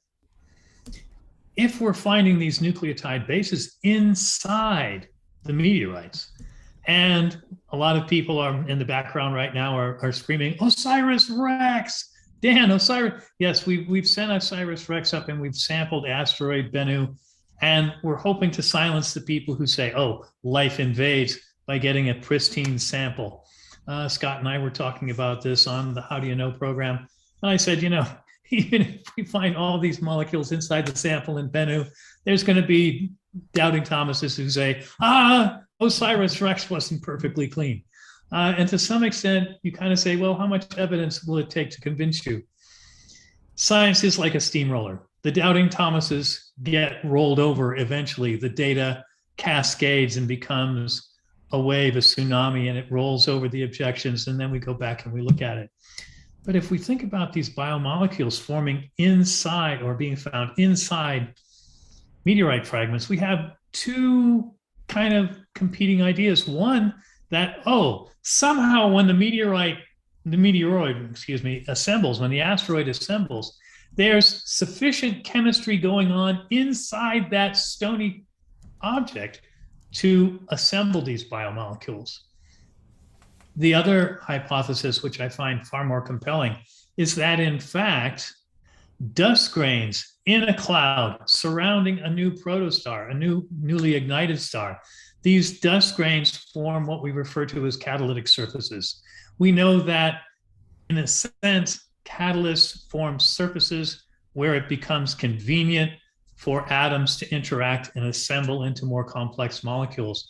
These dust grains very famously help stars form because they have a lot of surface area and they radiate away the heat that allows the core to compact and ignition, nuclear ignition, to occur. Well, if these dust grains have that much surface area, they can by themselves form catalytic surfaces. We know all the necessary oxygen, carbon, hydrogen, nitrogen molecules are there in dusty clouds surrounding newly formed stars. We know they're there because we find them on the planets. Well, indeed, are the dust particles forming catalytic surfaces? Are these biomolecules, these nucleotide bases, these amino acids, are they self-assembling using these dust grains as catalytic surfaces? And then the dust grains accrete, tiny collisions, collide and stick, eventually building up pebble size, meter, decimeter, kilometer sized objects. And now all the biomolecules are trapped inside. And if we think about these objects, these asteroids, these meteoroids, these planetesimals swirling around the sun, all in their independent orbits, well, a lot of them end up falling down gravity wells. We say, oh, they collide with planets. But if we think of it in a space-time sense, the space around a star is pockmarked with these gravity wells. And the wells aren't stable. You can't say, ooh, I'll put something out over here where there's no gravity or microgravity. It won't fall into a well, into a planet, because the planets are all orbiting. The gravity wells aren't stable. They move around. And we know that these planets change their orbits over cosmic time. So we get these collisions. And then the question comes, is life a self-assembling process? And this has tremendous implications for our understanding of data. If life is indeed a self-assembling process, as stars are self-assembling, planets are self-assembling, nebula are self-assembling, galaxies are self-assembling, if life is just another piece of this self-assembly theory, if autobiogenesis is in fact the way the universe works, then life, not to say intelligent life, but basic life, should be quite common. We recently had in a NASA blog, the Many Worlds blog, a very senior scientist came out and he said, we need NASA's role and we need to continue this role. NASA needs to tamp down these unrealistic interpretations that we may have found signs of life in current or past data. NASA needs to resist this interpretation. And I'm like, whoa, this is not science, friends. This is Pope Urban VIII speaking from the grave. It's possessing you. Oh my gosh, we must tamp down and shut down particular interpretations. That's not science. We see the data, different people see the data, and at the bleeding edge of science, there's a lot of conflict. There's a lot of disagreement. But the truth does emerge. Truth is a lowercase t. Scientists don't spell truth with a capital T. And we talk about these ideas of simplest life forms, and we say, gee, is this life indeed self-assembling wherever conditions are right? Current indications, the oldest fossils, the newest claim for oldest fossil, comes from a group of Canadian scientists and samples from northern Canada. And they're looking at things and they're saying, you know what? These date back to within 1 to 300 million years after the continents first formed. So you're thinking of a young planet, heats up in the interior because of trapped energy from radioactivity. The interior begins to melt. If the planet differentiates, iron and nickel heavy metals sink to the core. The lightweight floaty bits, that's the granitic rock that forms our continental masses. And the mantle is a dense rock that's molten and underneath. And you go, well, gee, if life was on Earth within a couple of 100 million years of the continents becoming solid and stable, so they're no longer being rolled underneath by a very turbulent interior like macaroni boiling in a pot of water, but they form a stable raft where you've got a stable surface, where you have biologically friendly surfaces, topology that allows water to collect in basins. And the primitive Earth atmosphere would have been a reducing atmosphere. And Miller and Urey in the 1950s, they did that famous experiment. They took what they believed to be the atmosphere of the early Earth, hydrogen, methane, carbon dioxide, nitrogen, water vapor. They put it in a jar. They hit it with an electric spark, and they found all sorts of things, all kinds of amino acids. And the nucleotide bases were self-assembling in this little microenvironment. And we saved samples of this stuff. Right. It's been reanalyzed recently, and they say, oh, there's a lot more stuff in there than Miller and Urey were able to find because we have better instrumentality now. This idea that we're saving samples to reinvestigate as we become more clever and have better instruments. We just this year cracked open a 50-year-old sample from Apollo 17, and it's been in deep freeze for a half a century. And why did we wait? Because as we become more clever, as we learn more, we're able to ask better questions. And when we ask better questions, we're able to take our new technology and develop better instrumentation to see if we can answer these questions. These sorts of questions are going to be coming. And a lot of people are saying, ooh, I can't wait. Next year, the sample from Osiris-Rex taken from the asteroid Bennu comes back to Earth.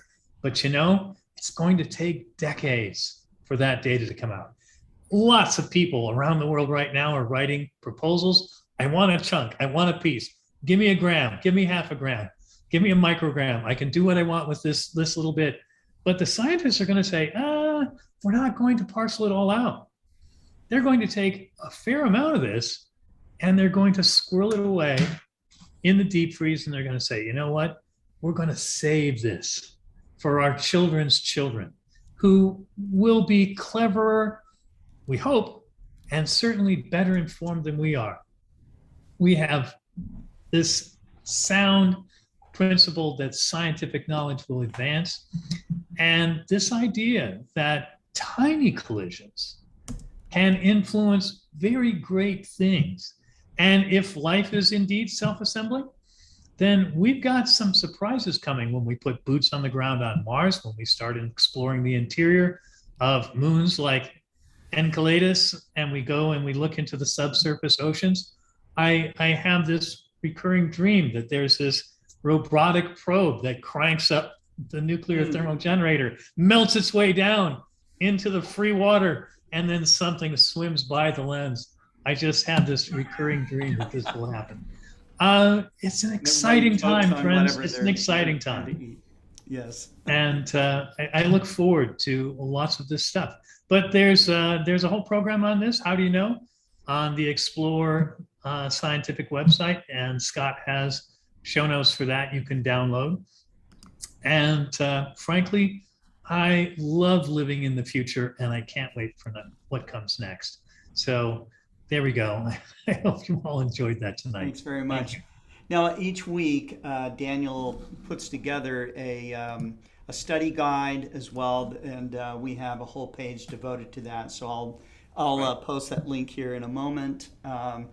And also, you have a free digital download book, Astronomy for Educators. Astronomy for Educators, and my newest book, Star Mentor, which is part of the Patrick Moore Practical Astronomy series from Springer, is due out this month.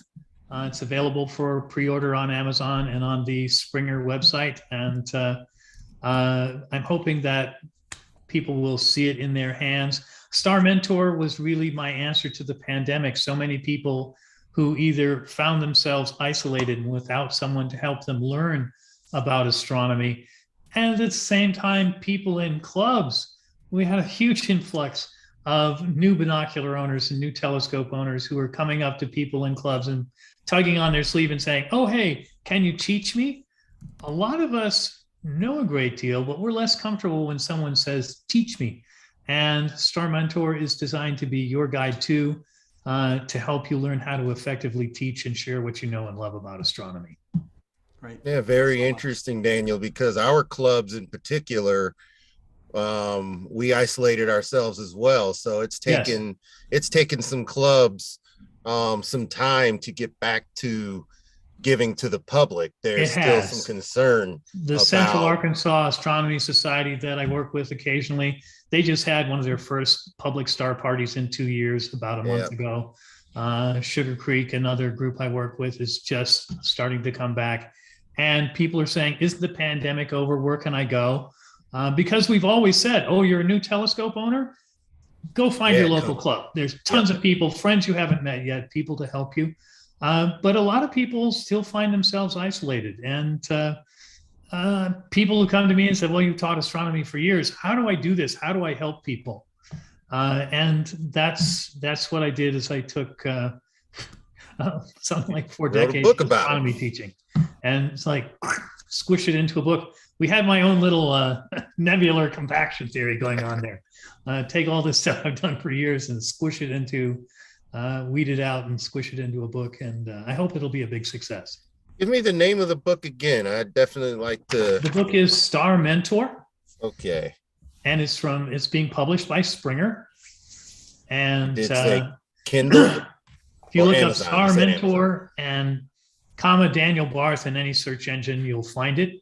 It is on Amazon for pre-order. Amazon estimates that it will be out sometime in late June, but my friends at Springer say late May is more likely. We've gone through, we've corrected all the proofs and everything and sent it back to them. And so their production team is working on it now. So I'm hoping in the next couple of weeks, we'll start seeing copies, which will be really exciting. All right. Sounds good. Thank you. Yes, sir. Great. Excellent presentation. Great. Okay. Well, thank you very much. Up next is Professor Karim Jaffer from John Abbott College and the Royal Astronomical Society of Canada, Montreal Centre. He's joining us, and he's created a video which I'll run, but I'll let Karim introduce it. Here we go. Thanks, Scott. So I actually wanted to first off to say hi. It's nice to make it. Today was a bit of a tight schedule, but I was glad to be able to jump on, and I jumped on in time to see Gary's wonderful tutorial on how to create that fantastic moon image with the mosaic approach. I'm gonna have to try this. And Daniel, Dr. Barth, I'm just always amazed. My jaw always drops. I feel like I'm back in university, sitting there, and I wish I had popcorn with me to enjoy. Really, it's better than a Marvel movie at times. Today's topic is collisions and creation, and that creation part I had to take a few minutes to talk about, because as you're all aware, with the RASC, we've been doing a lot of stuff lately. And one of the things we've been doing is the Shooting for the Moon webinars and events to help celebrate the Artemis mission, which will hopefully launch at some point August, fingers crossed, but we'll talk more about that in a few minutes. The other thing that we're doing is we've launched a second version of our Creation Station. So those of you who remember from last year, we had our Creation Station, which was for youth ages 5 to 12, inviting them to just express their creativity about space. So we set up a space on our website. We asked kids to give stories, poems, drawings, even actual comic books if they wanted to, and just share their love and their imagination about space. This year, we're increasing the age range all the way up to age 17 and the submission style so that you can have multimedia, you can create a song, you can create a short TikTok video if you want to. But we also have a special themed area on the moon. Because what we've been doing at the RASC is we've been talking to everyone about this excitement about going back to the moon. So this past Saturday for International Astronomy Day, we finally had an in-person event. We had Astrofest here in Montreal, and Astrofest was at the Rio Tinto Alcan Planetarium.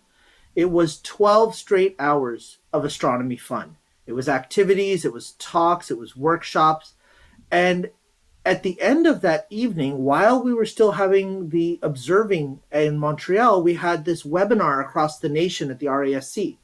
So I put together a short video summary of our day's activities, and I'm going to ask Scott to share it now.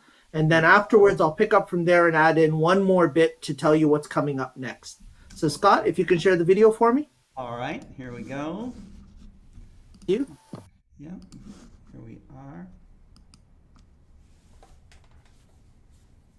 Astrofest 2022 at the Rio Tinto Alcan Planetarium. We are really excited for the program today.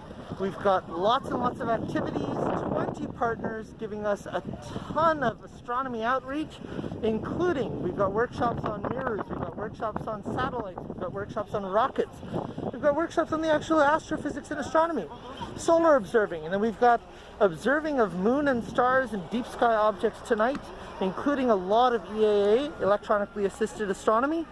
We've got lots of people coming throughout the day. We hope you'll enjoy. We're going to give you a snapshot of the entire day over the next little bit. Thanks for joining us. This is the RASC Montreal Center. Throughout the day, I took the time to interview people about their excitement about going back to the moon, so you'll see snippets of that. And Gabby, science yourself, no G's about it. Why are you excited about going back to the moon? Personally, I'm really excited that the first woman and person of color are going to be going back to the moon. Yeah, I'm really happy because it's been already 50 years since a person has been on the moon. It's about time. This looks like such a fun, exciting activity. Can't wait to see it.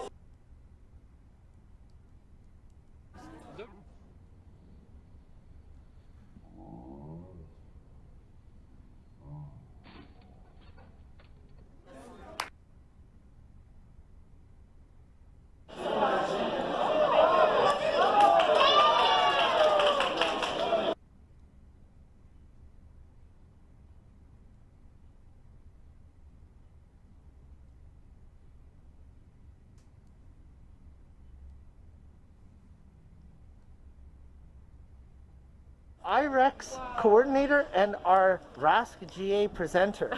Can you tell us, why are you excited about the Artemis missions? I'm really excited about the Artemis mission because the moon is something that we interact with on a daily basis. But we're going to have that sentiment like they had during the Apollo missions, where we're going to get to look up again and say, there are people there. And I hear so many stories from people of that generation saying they had that feeling, but that's been gone for generations. We're going to get to experience that in just a few years. Well, that's fantastic. And just like our RASC Creation Station, IREX has kids using their imagination to picture solar systems from all across the galaxy. And so this is fantastic to see.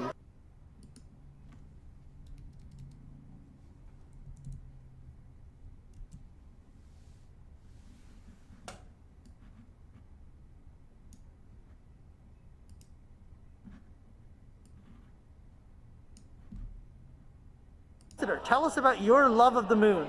So something about the moon. Why are you excited about humanity going back to the moon? So we got to clean up the mess we left the last time. Think of all the stuff they left there. A couple of lander modules, that rover, golf clubs. Come on, pick up your pieces.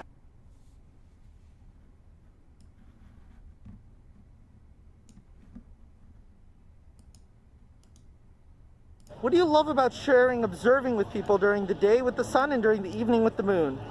I think that people are surprised that you can actually look at the sun, and they're also interested in sunspots, and just sharing my love of astronomy with people. And what about sketching the moon? Why do you do that? It helps me to observe. You have to observe very carefully when you're sketching, and also I love drawing, so that's fun too.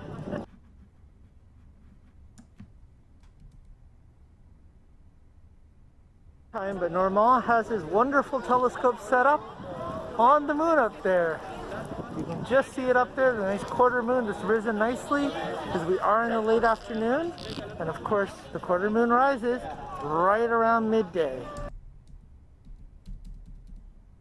RASC Ambassador and Astrolabe Extraordinaire, tell us about your moon excitement and interest. So the moon for me is my introduction to astronomy. I was born just after the moon landings, the last moon landings, and I'm looking for the day that we will go back. But meanwhile, all I can do is look at it. So that's what I've been doing for as long as I can remember.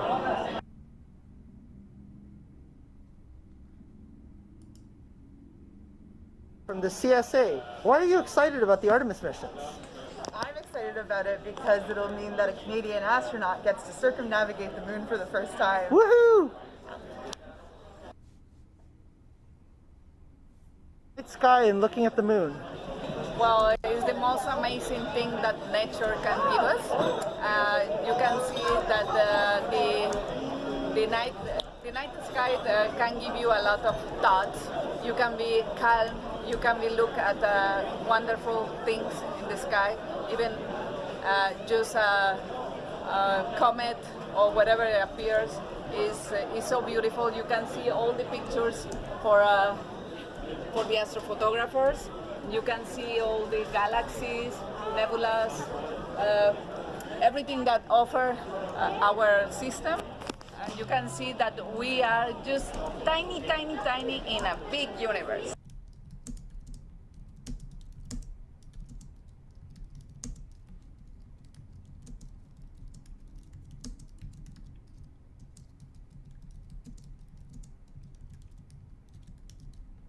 We have a beautiful bright moon above the Olympic Stadium. And you can see out here we have a wonderful crowd, not only lined up to take a look at the first quarter moon, but also enjoying the Q&A that's being live broadcast on the screen. And we have lots and lots of people waiting for this star and moon party that's going to happen in a little bit. We saw that there's music that's going to come in between. A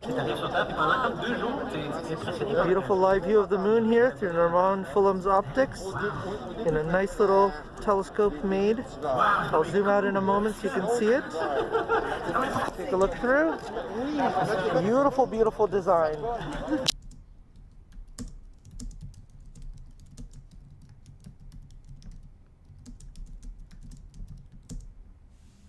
Merci infiniment d'être venu ici. Merci encore.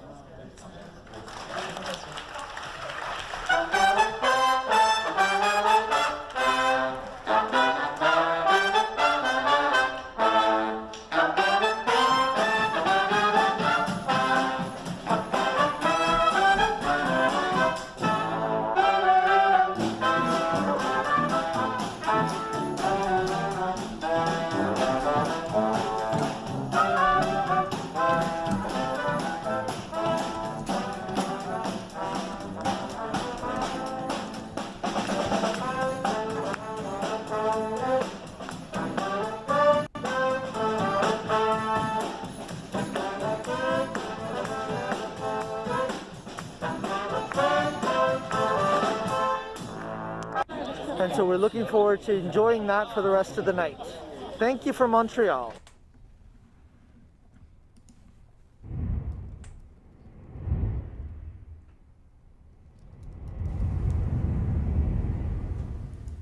So we had a blast there on Saturday. We had almost 30 different presenters, animators, speakers, including astronaut David Saint-Jacques and the Canadian Space Agency. We had live music in the evening in between the keynote presentation and the actual outdoor observing night. And then the outdoor observing, we had 12 different telescope setups. A couple of them had multiple telescopes available. We had EAA being broadcast onto a very large 200-foot screen, including an EV scope that was live broadcasting to it later in the evening when people got kind of tired of the moon and they wanted something a little bit more. And then part of what we did is we kind of just advertised the other events that we have coming up through the summer and the other things that all of our societies do.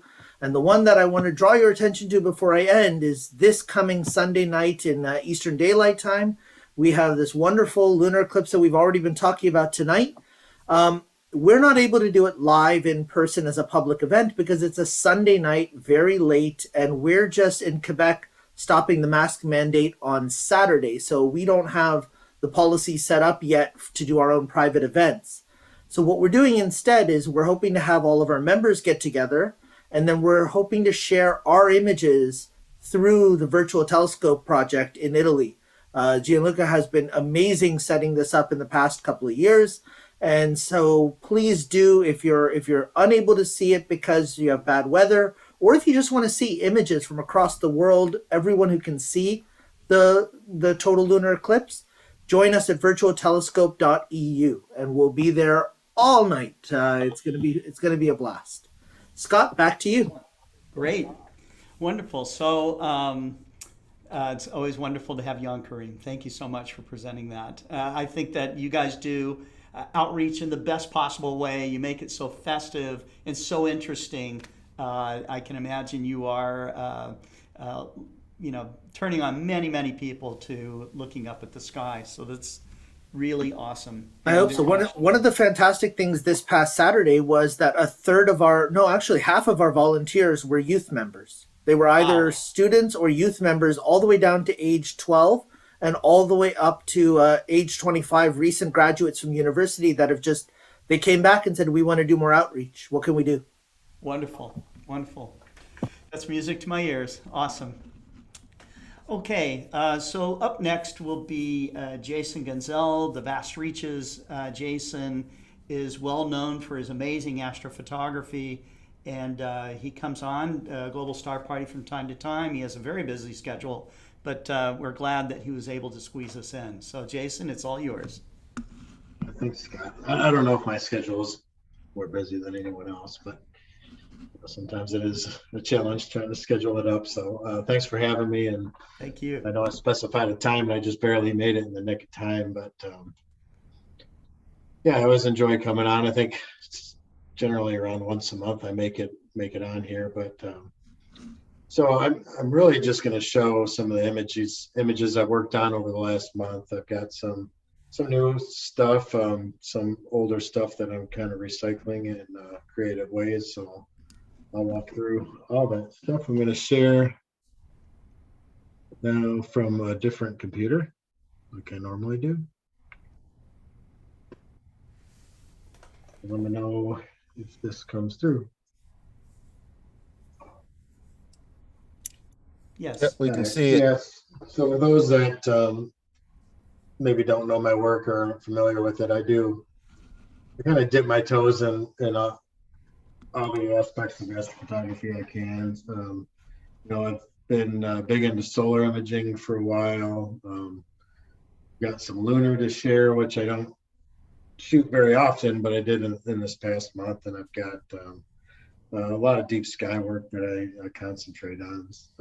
But I get into like Nightscape and Milky Way stuff too, although I don't really have that today to show. But what you're looking at here is one of the more detailed looks at the solar chromosphere that I was able to get. This was shot with the 6-inch Acromat, the Explore Scientific AR-152, and the Daystar Quark chromosphere. That combo gives a really long focal length because the Daystar Quark has a Barlow included in it, so it shoots at over 4,000 millimeters of focal length. So just to get a field of view like this is actually a 4-panel mosaic. I missed, I guess, Gary's talk earlier about lunar mosaics. At least that's the indication I got as to what he was talking about. But this is kind of put together similarly, where I shoot separate panels and then compile them together into one master image. And this shows an active region that came across the sun in late April. Over the course of a couple of weeks, you can watch these active regions drift from one limb as the sun rotates. It comes around and will disappear on the far side, or I guess it's the western limb. But this was we're getting back into a time of more solar activity, and this was a really nice active region that came up and had a lot of flaring action and obviously a lot of sunspots. A lot of times, with solar processing, we'll try to accentuate the details of the chromosphere by inverting the image. But this is a more natural look. Inverting the image when it has sunspots always confuses people a little bit because sunspots end up being bright, but this is kind of a natural tone where the sunspots are dark, and that the chromosphere actually blocks the light from the photosphere below, so you kind of get this hazy, fuzzy look to the chromosphere. And, you know, what you're looking at is basically hydrogen plasma floating over the photosphere, and it's a little bit opaque, so it kind of obscures that blinding light from underneath.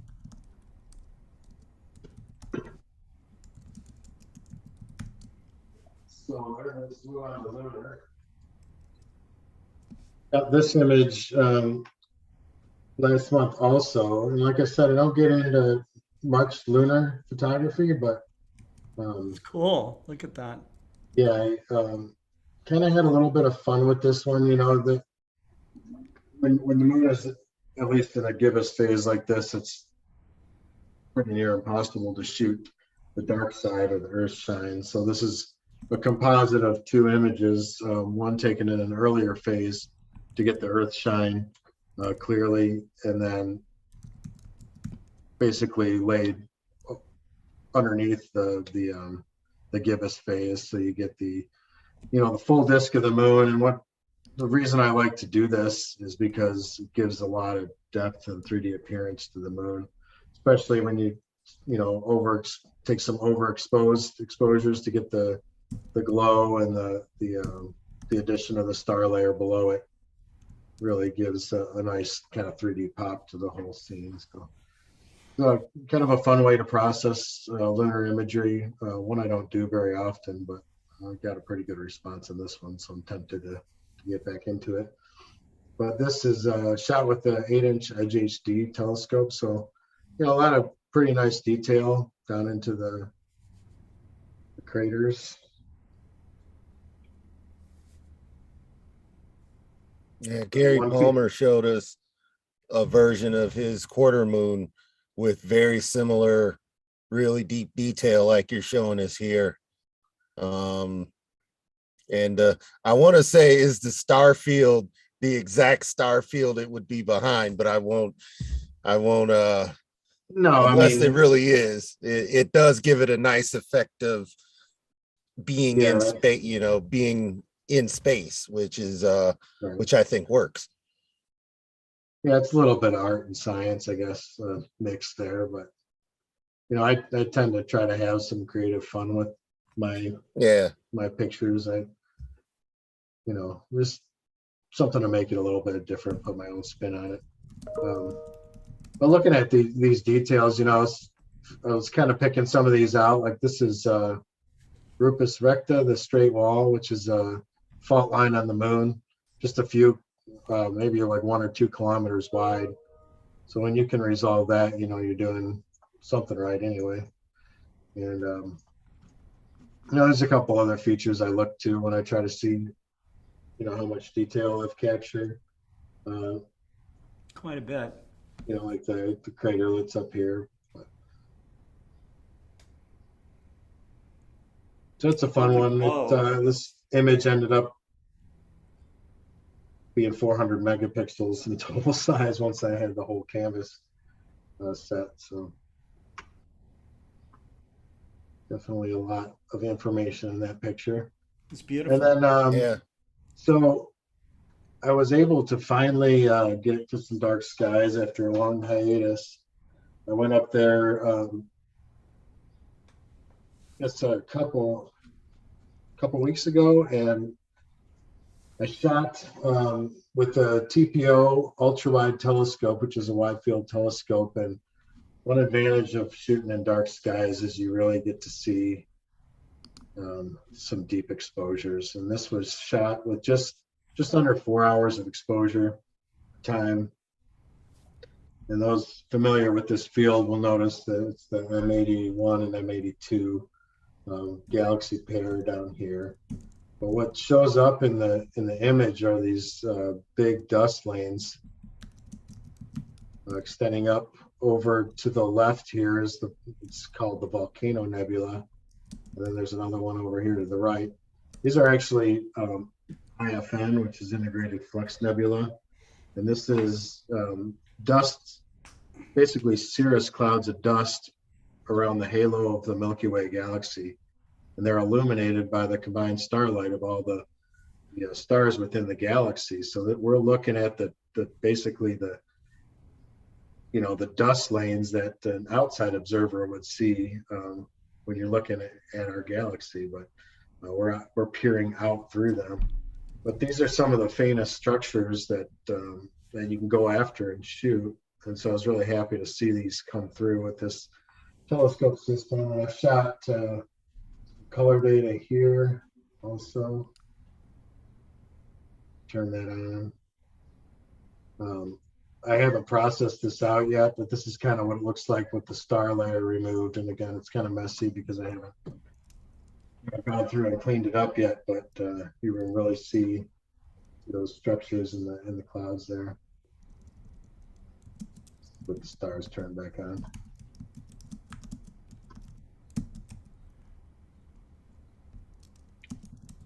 All right, so real nice photo. At one point, I remember, and I think it was in our astronomy group, they mentioned a lot of folks thought it was noise and kept trying to get rid of that medium because they thought it was some sort of noise in their photos when they were shooting at M81 and M82. And I guess it was either discovered later or we realized that belonged in the image. Yeah, it can be hard, especially shooting from a light polluted location, to kind of separate that structure from the background. And without enough exposure or with a lot of light pollution, it can look pretty messy. I look at this image I have on the screen now and I see, even though I was shooting from dark skies, I don't think 4 hours of integration was even enough to clean it all up. I mean, I can work on it with noise reduction and et cetera, but there's definitely, especially when you look at it without the stars, definitely could use more exposure, like that, especially in the deep background. But I was pretty happy with, there's a lot of, they do look like cirrus clouds. There's a lot of fine structure in there. Incredible. But it's really, really hard to pull that structure out. I mean, you can look at where the image started. This is kind of like the raw stretch. And then this is kind of edited to boost the contrast of those structures. Yeah, I mean, that's definitely good data there. I mean, it's if it's going to be a start and you're going to keep working on it, it's definitely a great start. Once you're seeing the actual data there, I think it's a good looking photo on its own, even if you don't continue, trying to or getting more data to add to it or cleaning it a bit. This was a one night image, and I'm going to try to keep it like that. Okay. Like I said, I got out to those dark skies. I collected this data all in one night, so I kind of want to finish the image like this. But I'm about halfway through, actually. Yeah. I'm blown away. I think it's it still looks great. Yeah. I kind of like the one night warrior kind of thing. Like, I could sit here and I could add 50 hours for my backyard onto it if I wanted, but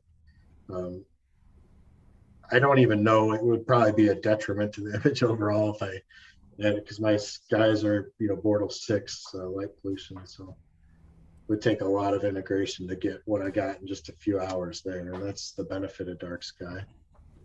Jeff Wise says, I think it is dark matter. Yeah. Very definitely difficult image. Very difficult. All right, so I just want to kind of wrap up today to show a few videos. I've been working a lot on these short form videos for either Instagram or Facebook Reels and TikTok and those platforms that take these vertical crop short format videos. But I've been trying to polish them up, and I think it's a good way to reach a larger audience. And I'll show here my Instagram Reels feed, and we can click through some of these. But one of the things with these videos is I always, add the commercially available music that, you can tag to these videos. Scott, you don't know of any issues playing that on this stream, right? I just as long as we don't have like copyrighted music or something like that. Well, it is copyright. I can just play them without the music. Yeah, let's do that. Okay. Otherwise, they just shut down the whole stream. So. Yeah, because it is copyrighted music. It's available for you to choose on these, but I will say that you're going to look at some of these and the image is going to be dancing around and it's dancing around to music that's not there. So just, okay. Just bear with me. Maybe you could hum it along the way or something. I'll sing it. But actually, I can play these out of my, if anybody wants to see them, you can go to my Instagram profile. This is my username up here, the Vast Reaches. My website links to my social profiles, and then also, I use the same username on all the other social platforms. So if you want to find it, you can get to it there. What I'm going to do is I'm going to pull these videos out of a folder that don't have sound, so we can just look at them that way. Okay. Yeah, I don't want to break up the stream or whatever happens. Yeah, that's always a drag when that happens. All right, so I'll narrate these. How about that? So that works. I've got a few of these here. Let's see which ones will be interesting. Okay, so this is one. I'm a backyard astrophotographer. Here are some of my pictures that have been featured by NASA. So I just kind of went through and did a short video on the NASA APOD awards that I received. So that was the Sol Nebula. This one is the jellyfish with the planet Mars up at the top of the screen. That was all captured in one shot, one session. Then this one is the ARC 273 galaxy pair, interacting galaxy pair. And that's a long focal length image with the Edge HD, but one I'm rather proud of. Yeah, super. Let's see. This is another look at the Sol Nebula. So I kind of zoom in on this image, and one thing that I always liked about this image is that as I worked on it, I kind of felt like it started to stare back at me. I really got the impression of this face here. Right. Kind of scary. It is scary. Yeah. It looks like a demon or something. Yeah. So I pulled the stars out there, and it helps accentuate it a little bit more. This one here is my shot of M100, and this is a 28-hour exposure of that galaxy pair. And Jeff Wise says he doesn't want you to go to internet jail. So. Right. Wow. So look at that. Look at you can see what I'm doing here. I've kind of animated some depth into these videos.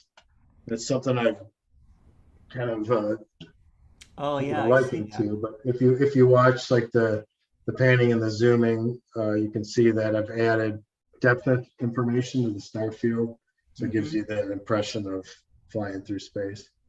That's cool. I hear Star Trek theme music playing in my head. We're gonna watch it all to get the real soundtrack.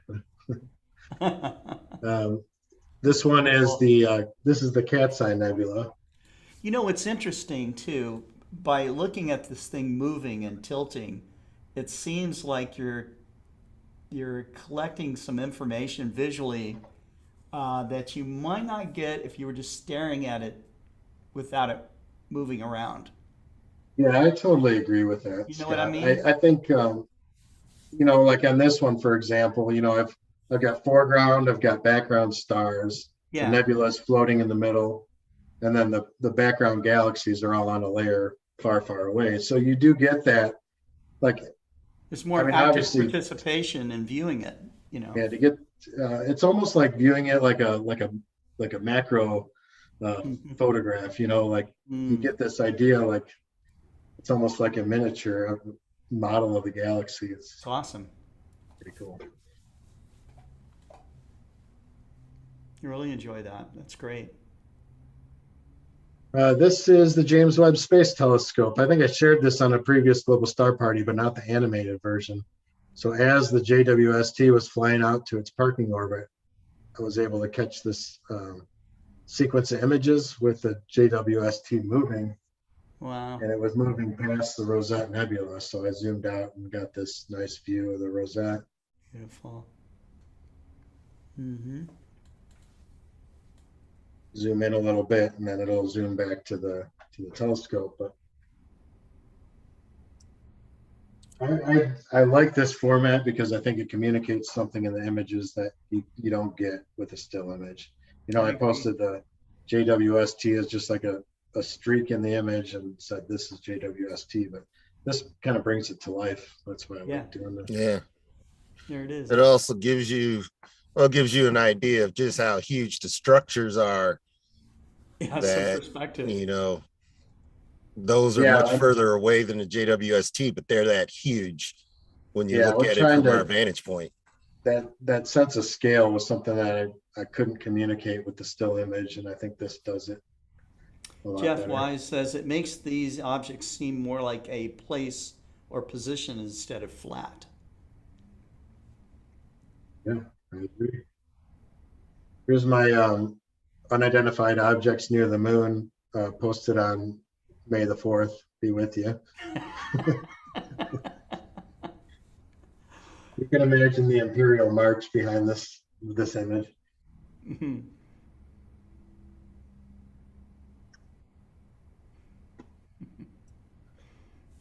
It looks like they came out of hyperspace for that one. Yeah, that was the idea. And this is zooming around that moon image I just shared with the group earlier. Again, you know, the focus pull effect, you know, you get a lot of depth perception in the moon shot. Mm-hmm. Beautiful. Yeah, it's a beautiful shot. It's really one of the more beautiful full disc images I've seen of the moon. This is the flaming star and tadpoles area. I did the still image, and then I just kind of animated it. This one doesn't have as much of the star depth effect, but it's still there a little bit. But that was a pretty nice looking image, though. Here's a look at Saturn, showing the raw video feed, and in color, and then the final processed image. Everybody likes a good Saturn. Especially when you catch a glimpse of the, I don't know if that was a northern or southern pole, but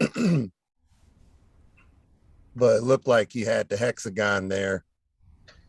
Yeah, previous years it was a little bit easier to capture. When now the rings are starting to flatten them out, and it's becoming less visible. But here is this is a planetary nebula called Sharpless 271. It's a pretty complex little planetary nebula, very tiny actually, and this one's the subject of a lot of scientific study because it's suspected that it's a triple star system, that in one of the stars basically ended its red giant phase in a planetary nebula. But because of that triple star interaction, there's a really complex developed shape here where it's not as regular as some planetary nebula you'd see.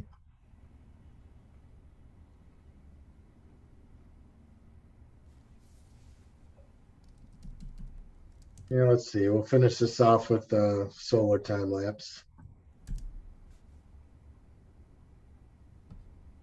This one dances to some music, so it seems a little jarring without the music. But that's 45 minutes of activity.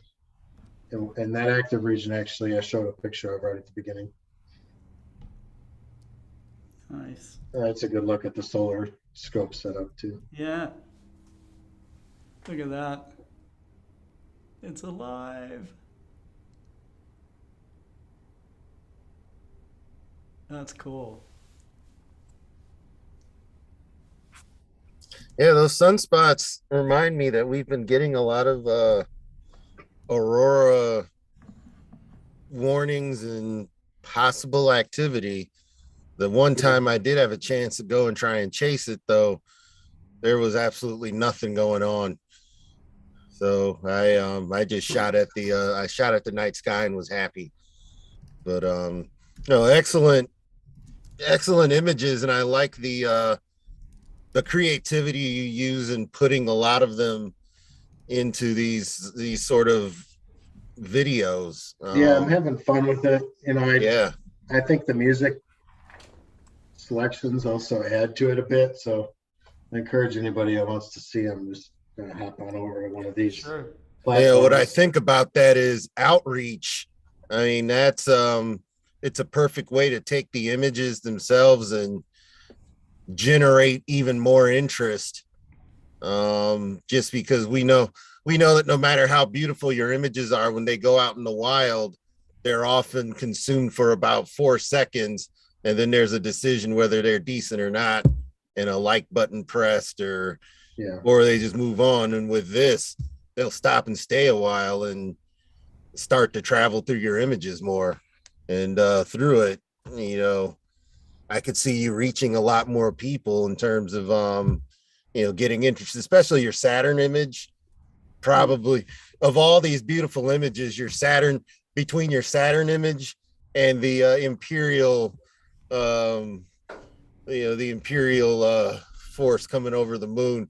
I don't know how many think that that's absolutely real, but I'm sure there may be a few that went to the grocery store to buy some water and toilet paper after they saw your image.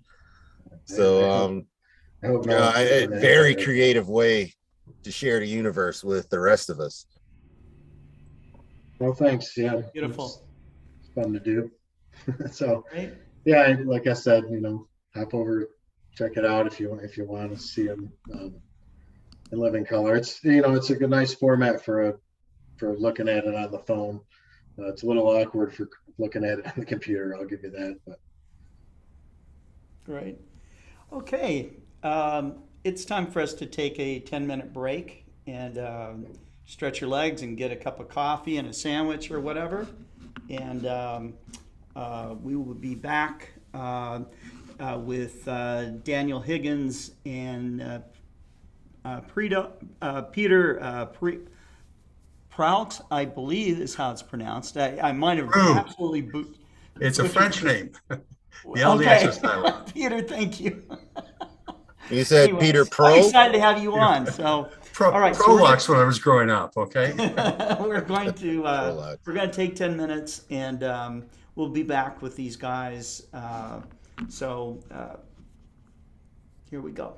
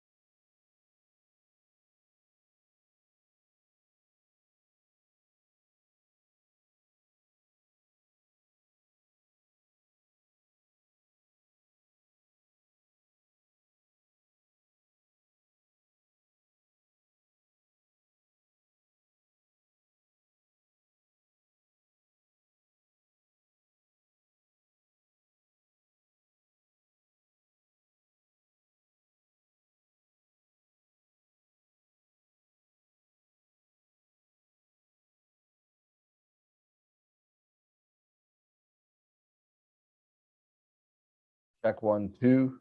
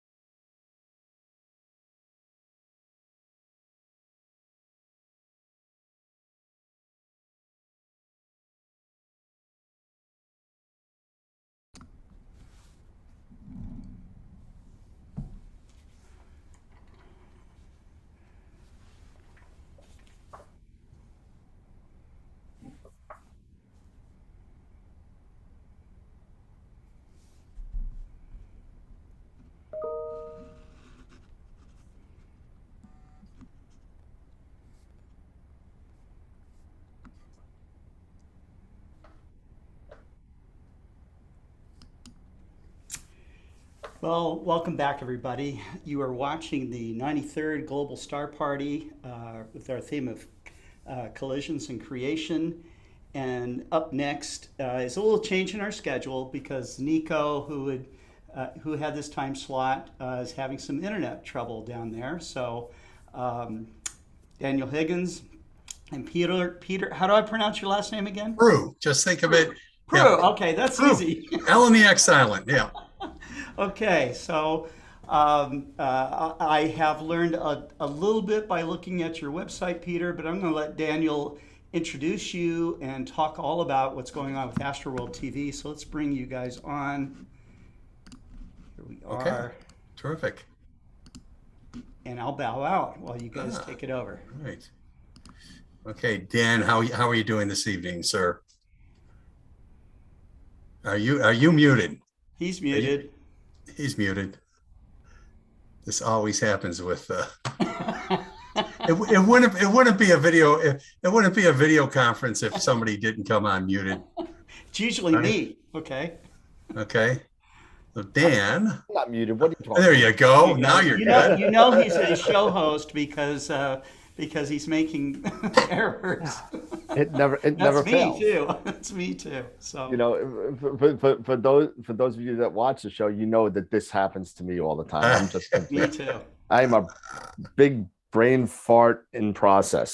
So Yes. that's what I am. So but it's great to be on, and we're coming close to 100. I plan on being here for Global Star Party 100. I'm so psyched for that. But thank you. You know, yeah. I mean, I've known Pete for a couple of years now. Yeah. I think, start through the pandemic, probably before the pandemic, and yeah, right before. We actually met on a video chat, I think, which was put together by Jesse Wenke, who was looking for talk some astronomy with folks after being isolated for a while. And, you know, and the pandemic kind of brought about Masters of Pix Insight, which is an offshoot of a couple other websites that we've been running for a few years. IP for AP, image processing for astrophotography with Warren Keller. And so, you know, I've been in Astroworld. I love Astroworld. This is the first time I've seen this. And this is great because I love to have this. I have Astroworld on when I'm out in my observatory, you know, imaging. And it's great to kind of, you know, we're always so alone sometimes imaging. And then, you know, we got all these people in the background and it's great. And I wear my, you know, obligatory guy with the NASA shirt tonight, right? Perfect. Absolutely. So what do you, I guess, hopefully, I don't know if you've ever heard of, if you've not heard of our website, Masters of Pix Insight. It's not that, it's something that I do with Ron Breacher and Warren Keller, both Pix Insight ambassadors. And we're not masters. The idea of Masters of Pix Insight is to make you a master. And we do that by workshops, and we've got a Facebook group, and it's something that started during because of the pandemic. Warren and I had a website up, IP for AP, for a long time, and it started out as Photoshop instruction. Then I moved on to PixInsight instruction. It's a subscription site. And we decided one day, hey, we got all these great subscribers. Let's try to get together with folks. So we started offering three-day workshops where people would go. We would go to a site, and we do it all across North America, Canada, the US. And we would give these great 3-day workshops and get to meet people. And we start out, we give them data, we walk them through. It was basically from a beginner. And by the time you left there, we started going through intermediate techniques.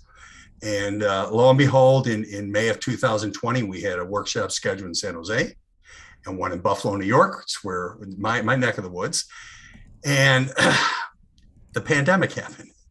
So I'm in IT. I own an IT company. I said, we could probably do this online. And what we did is we put together this site very quickly. And I think we had over 100 users, subscribers from around the world, literally around the world. We're on 7 continents. Our subscription map is crazy. In the past 30 days, we've had over 3,000 sessions.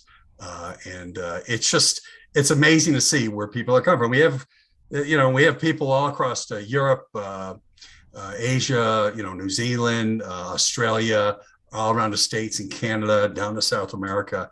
And we've developed quite a nice little group. So can I show my website? Yeah, absolutely. Can I share my page? Okay. Yep.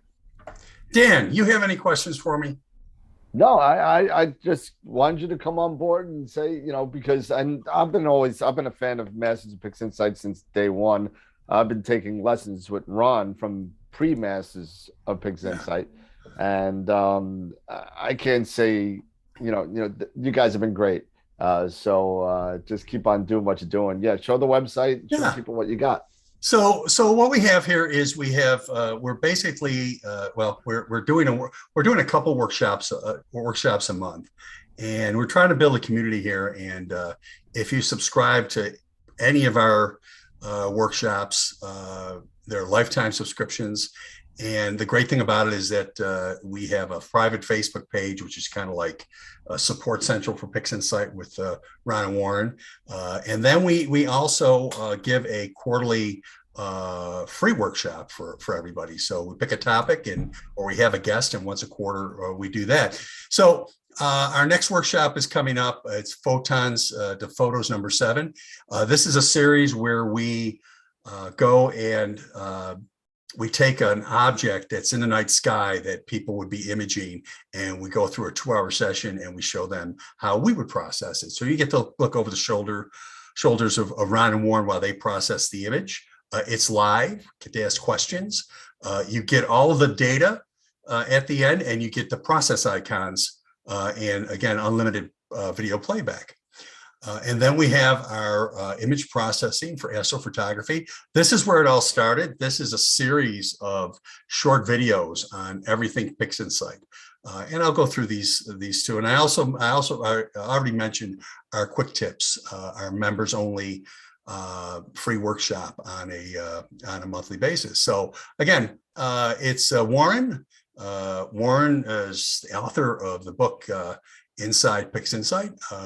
Dr. Ron Breacher. Ron was a student of Warren's, and he became our partner when we did the workshops on the road. And I'm kind of like the tech guy and the MC and the host of things. And if you have any problems, you come talk to me. And we've got a wealth of sponsors out there, and they help us keep our costs down. But this has kind of been a real passion project for us.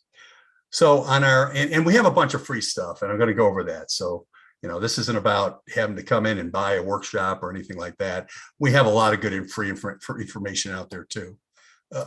Pete, just so the viewers know this, if you, and correct me if I'm wrong, if you purchase a workshop, let's say you purchase dialing down the noise, And that's all about getting, working with noise reduction and getting the noise out of your image. Now, we know how fast PixInsight changes. Updates come out, everything comes around. If you purchase dialing down the noise, you are able to go to all the dialing down as they go through the cycle again. You can go back to it and get the updated version of it for free because you've already purchased it the first time. Yeah. So the idea here is that we broke down our workshop into 9 2-hour workshops. By the time we edit things down, they're about an hour and a half, hour 45 minutes. And what was just mentioned by Dan. So in 2020, we did our first newbies workshop. In 2021, we did another newbies workshop, basically following the same program, the same image, but now we've updated it with the newest version of PixInsight. So it's kind of an evergreen thing. And our plan is, and we have it on the calendar, is to just repeat the workshops. We are really there for people that PixInsight can be a intimidating program, and we're really there to try to get people off the ground. And we start out with our newbie workshop, and our newbie workshop here will show you how to get an image out of PixInsight in as little as 11 steps. You don't have to use every process that they have out there to do this. Okay, so we show you how to just get familiar with the interface. And then next step for newbies, now we continue on and we add more processes to it and tell you how to tweak things, and then dialing down the noise, tell you how we go through all the noise reduction techniques in PixInsight, and then dialing up the detail, we show you how to bring that detail out. And then we go into our mass on mass series, which again, all these techniques, the thing about, we're really doing art here, right? And let me say, I've never seen Jason's work before. Holy cow. Yeah. It puts me to shame. And I love the videos. And so props out to Jason. But so if you were to take all of these courses here, you'd have a real complete understanding of what it takes to get a good image out of PixInsight. And then we have our intermediate series, put it all together, okay? And this is where we go and over the tools for image integration. So we take it away from that easy batch pre-processing mode and get you into, let's see what's going on behind the curtain there. Mosaics and other special techniques. And a huge workshop for us is working with narrowband. We have over 150 people turn out for this last workshop that we did there. And then we have our Ask Us Anything, where we have solicit people have been through the series to come with questions, things they don't understand. We put together a workshop on that. And then, as I mentioned, we have our Photons of Photo series. And these are all objects we take you through. Some are monochrome LRGB, some are one-shot color, but we give you the data and we take you through how to process these particular images. And again, once you've signed up for any of our workshops, you have access. I'll go into the narrowband workshop. So this is our recent narrowband workshop, and we go through. We split into 3 parts, and this is our 2021. Like as Dan mentioned, we repeat the workshop. So we're debating whether or not to take some of the older workshops off, because we hope people would come in and go to the newer workshop. Interesting thing though too is we also, along with everything, we provide chapter markers that will show you what the content is. Let me see if I put one of those up here.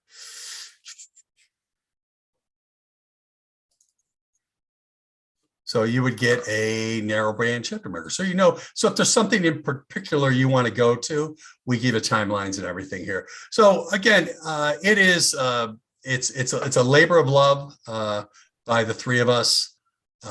We also, as I mentioned, these are the workshops. We have our IP for AP tutorials, and these are this is a 3-part series, a foundation series, and like the workshop, it goes through step by step. Starts out with the interface and takes you through. And these are mainly scripted. Warren has done these, and they are We think they're high quality content here. But we go through, and these are little bite size. I think of them as like a reference, and this is what Warren bases book around. So you can come in here. If you want to know something about DBE, you come in and take a look at the DBE workshop here, the DBE tutorial rather.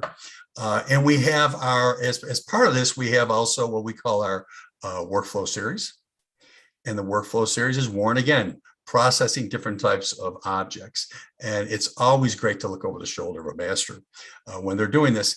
And as part of our IP for AP series, we have also what we call our Reloaded series. And this is set up, there's a lot of information on our website, but this is set up as kind of a workflow. So if you want to see some tutorials on noise reduction, we'll have the latest PixInsight noise reduction processes here. We also, whenever PixInsight is updated, we come here and we will, version 1.8.9 was just introduced. Well, Warren and Ron are clued in because they're ambassadors, and this is the day this is introduced. We have a tutorial ready, and you can see what's the latest and greatest in here. And these are, again, they're anywhere from maybe 5, the longest maybe a 10-minute tutorial, but there's over 200 of them.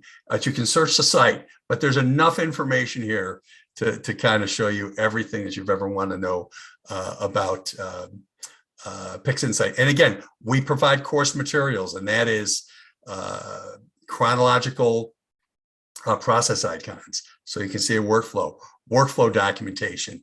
Again, there's so much information here, it's almost ridiculous. We're trying to arrange it so that if people come in, it's easier enough for them to go through. And then as I mentioned, our quick tips section, which is where we throw in, we see something that is becoming a question.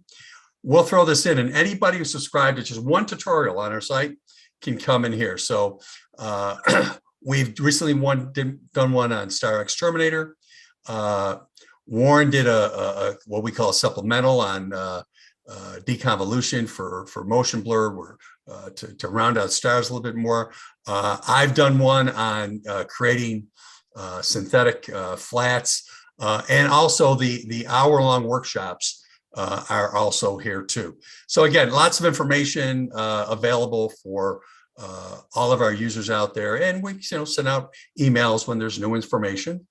And if you want to get a taste of what we do, we have a free newbies workshop. Just go to our workshop page, and this is the entire workshop. This is the first workshop we ever did. There's no cost to come here. You have all the downloads that you would have during a normal workshop. We also have on our IP for AP tutorials a primer and preview page. This is a 5-part series on the interface PixInsight, so you understand it. And then we give you a sample of all the things the things we do on the website here. And again, it's free. There's no cost to that. And finally, we have another site that's called Easy PixInsight. And Easy PixInsight goes through and shows you how to simple process, one-shot color, DSLR, monochromatic LRGB, and we go through weighted batch pre-processing here because that's something we think that everyone needs to be up on. Again, totally free site. All we ask is for you to register, and you'll get some of our emails, but you also get all the data and all the process icons here. So yeah, again, we love what we do, and we've made so many friends doing this, and our audience that we have is pretty incredible. But does anybody have any questions? Yeah, I mean, it's a great resource out there, and if you haven't taken advantage of it, definitely taking advantage of it. And if you want to win a free Masters of PixInsight tutorial, you could have a chance to do that almost every Friday night until the end of the year. If you go check us out on the Astroworld show on Friday nights at 8, we do it at the end of the show. So you could either win a Masters of PixInsight free workshop, or possibly an IP for AP year's worth of subscriptions because the yearly service. So definitely come down and check us out.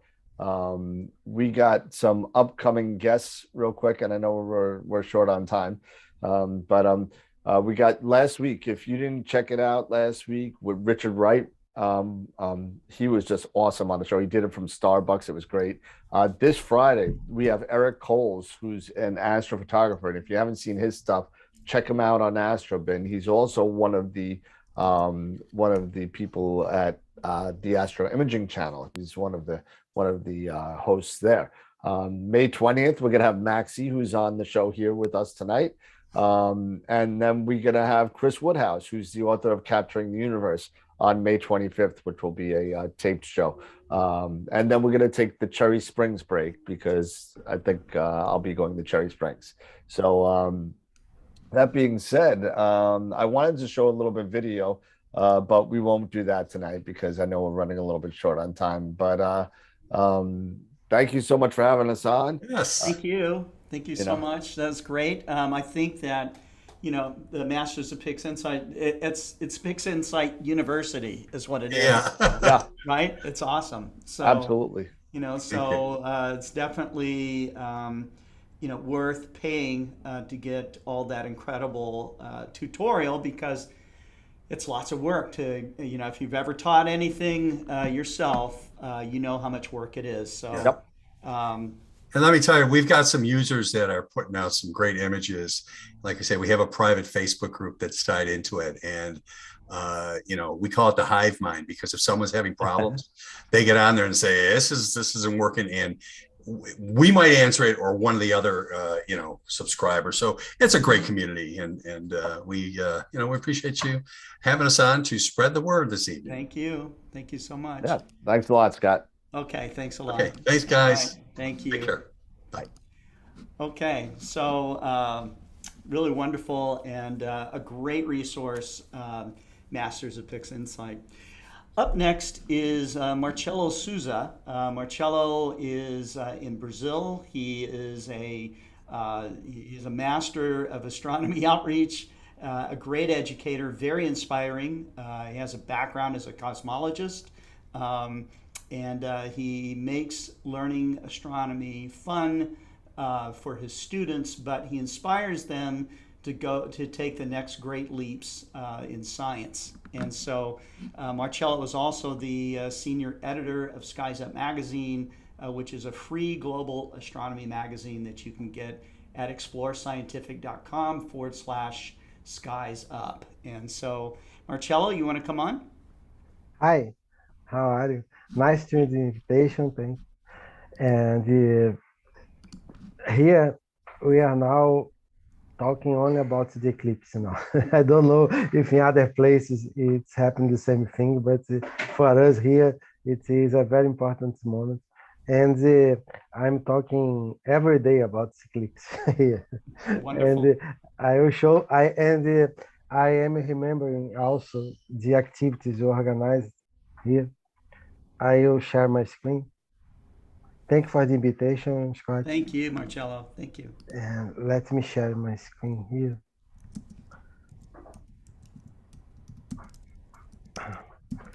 Only something that I'm ever looking is about the solar activity.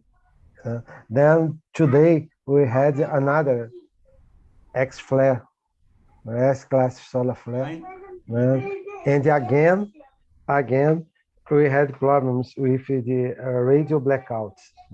It's third time. I believe in 2 or 3 weeks, it's third time that this happened here. I think that soon maybe we'll have a big event. Let's see. And this What is a great resource spaceweather.com is too. Yes, it's fantastic. I received the alerts, and I received this today. This happened today. Again, and we have a radio blackout during 1 hour. It's something that you need to be concerned about. And I don't know what will happen, but the sun is very active now. And we are waiting that this will happen in 2025. And it's happening now. Let me see what will happen. Then, as we are talking about the eclipse, in many times, in many places, they are asking us to talk about the sun, the earth. Then, almost every day, I'm talking about the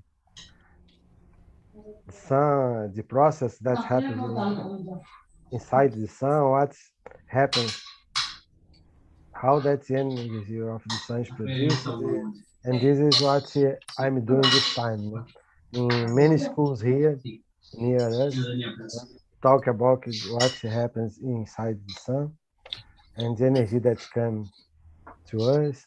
I'm only showing quickly here some images, but what I would like to show is something that for me was one of the most important experiences that I had. Here are protection, the magnetic fields, and this is something fantastic. It's not from me, it's from Mike Holling's head, some auroras. This is the moment that people are looking for auroras. We have some very active, and I had the opportunity to make an amateur movie about the solar eclipse in 2010 that I had the opportunity to see in Argentina, in the south region of Argentina. That's El Calafate.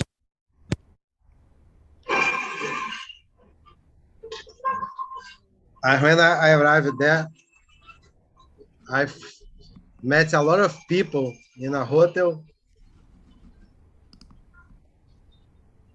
Oh, yeah. And I was preparing to go to the eclipse and didn't find any car available to go because you need to go to one of the mountains here. You have a mountain here and you need to go 1,000 meters high to see the eclipse because you have the Andes mountains in front of the here. You need to go in this place here to see the eclipses, and we need to find a car to make this travel. It was very difficult because they rented all the cars. Then we found one car, and you had the opportunity to be in front of everybody that was there to see the eclipse because the travel was to be near the border of the mountain. Here is a lake in the El Calafate, Argentina, and now is our travel to. And as an amateur, I use my own camera, and you see, it was possible to record the total eclipse of the sun in this moment. Here is the place from where that you observed the eclipse. It was very cold. It was minus 10 graus, 10 degrees Celsius. It was very cold for me. And this was the place that I had the opportunity to observe the eclipse. Oh, wow. Here is the eclipse. Yes. I recorded with my camera. It was very cold. I kept my tripod inside the car, and I used my hand to make the move. Pretty good, though.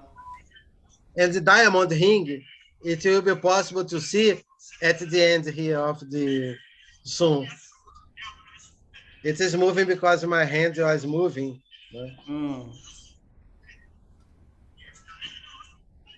It was one of the most fantastic experiences that I had. Beautiful. I was with my wife there. That's great. And it Isn't was wonderful very when cool. you can share an event like that with someone that's special to you, you know. It was fantastic, a fantastic experience for me. And now you can see the diamond ring. That's one of the most fantastic moments. Yes. It was a fantastic experience for me.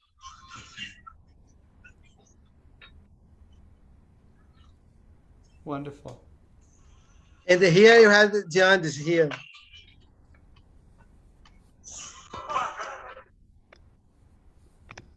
Now we are preparing for the total solar eclipse. That will be our opportunity to see an eclipse here, total eclipse. The next one will be possible to see here only in 2025, as we will see. This is our times here. We will begin the partial, because we have our time zone is -3 in Greenwich time. Then it will be at 11:27 p.m. that will begin the partial eclipse. And we are preparing to observe from 6 different seats near us. We'll be in seat. We have telescopes in 6 seats, and it is the biggest event that we organized. This was the last one that we organized in 2018. You have more than 5,000 people observing the eclipse with us in a bridge here that crosses the river here in downtown. You can see the maze. You have a lot of people, and it was transmitted live by a local TV for, I believe, that 20 seats near us. And here is the report in TV. They participate live, showing the eclipse at the end of the eclipse. This was the end of the event that you organized here. We have a lot of people. And we have half of the people here that participated during the eclipse. I show here. This was transmitted live by TV. Here you can see a lot of people there. Nice telescope there. They stayed there until my wife here with my daughters. A lot of people. We had the opportunity to close the main bridge of the city during 3 hours. It was fantastic here.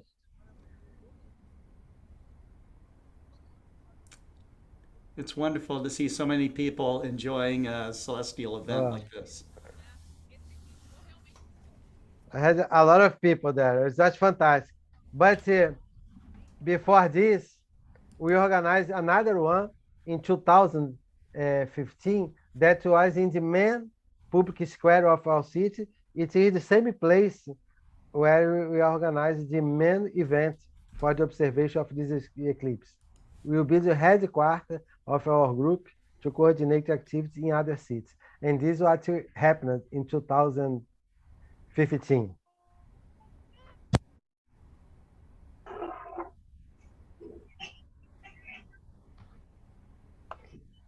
So let me see if you can see the music. Fantastic. Brazilian music there. The best. And you had more than 2,000 people participate.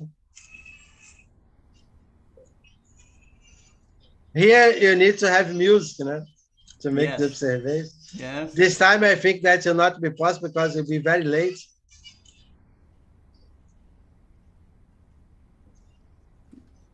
That's wonderful. It was a big celebration here. So, Marcello, you're expecting a similar... This is moment of the total eclipse. Oh, yeah.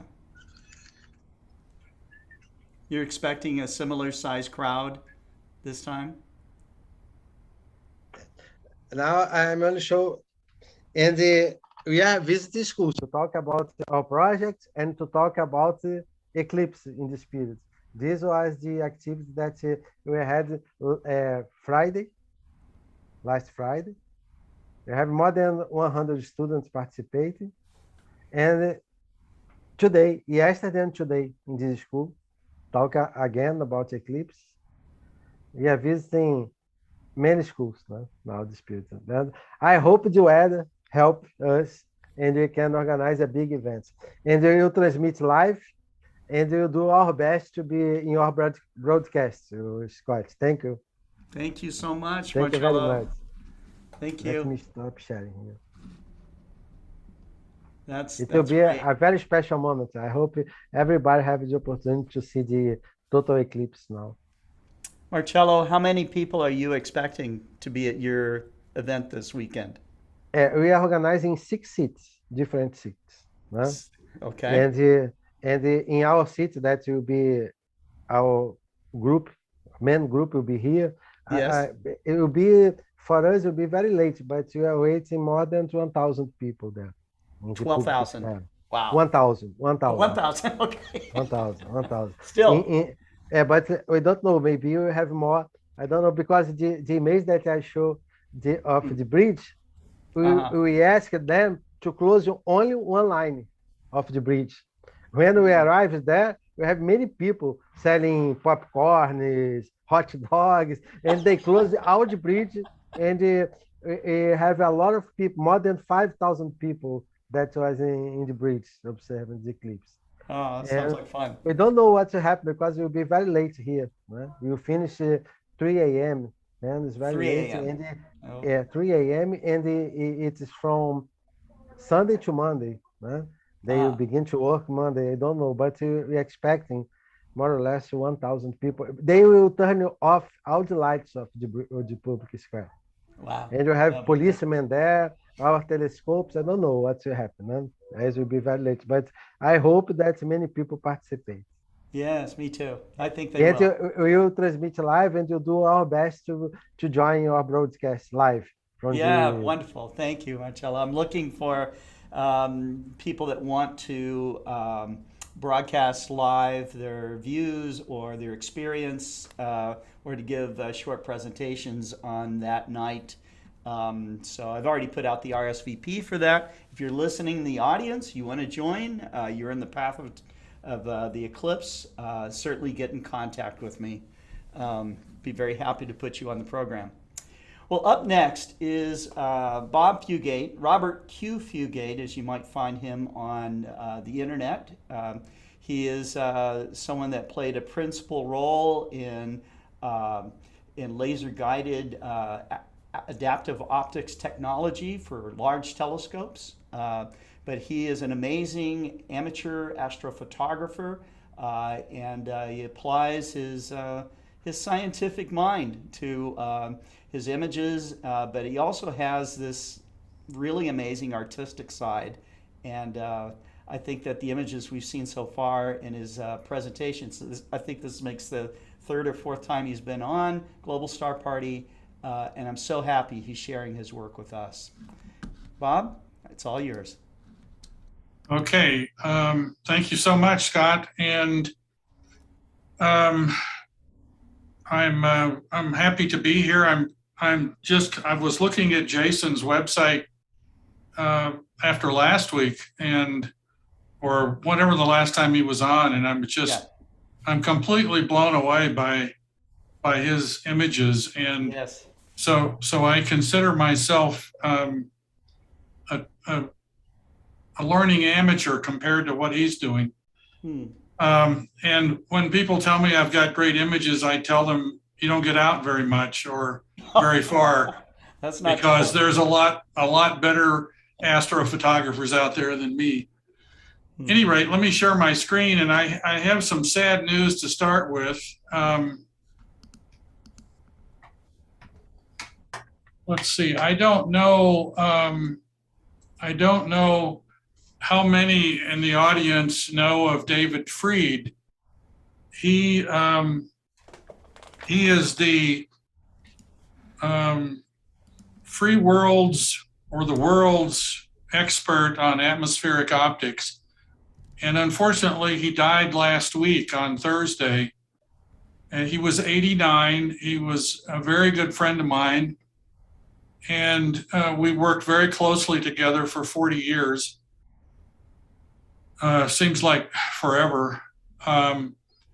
So I just wanted to give a tribute to him.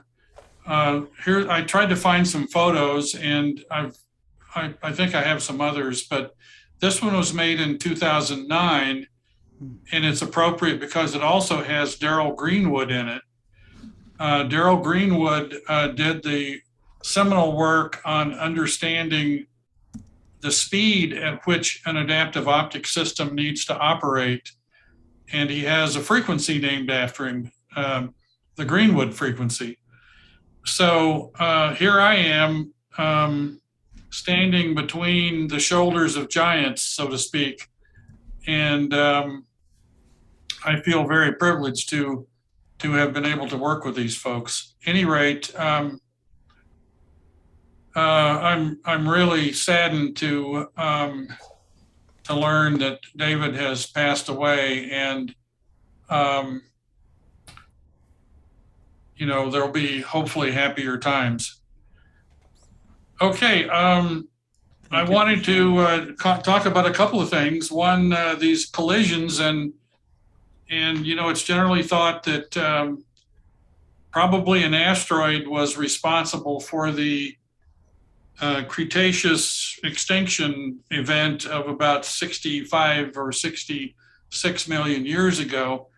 And so every time we see a meteor or a close approach by an asteroid, it brings all that into perspective. Neowise came to mind, and I took some images, this one on July the 7th, 2020, as it visited Albuquerque in the early morning hours. And it's kind of a nice photo because it has lots of noctilucent clouds in it. And over the next few days before it became an evening object, I went to the east side of the Sandia Mountains and used a property over there of a friend to get some better pictures. One of the things that I wanted to get, and I never really was successful, was this really long tail it had. This is not a very good image. It's just stretched beyond relief.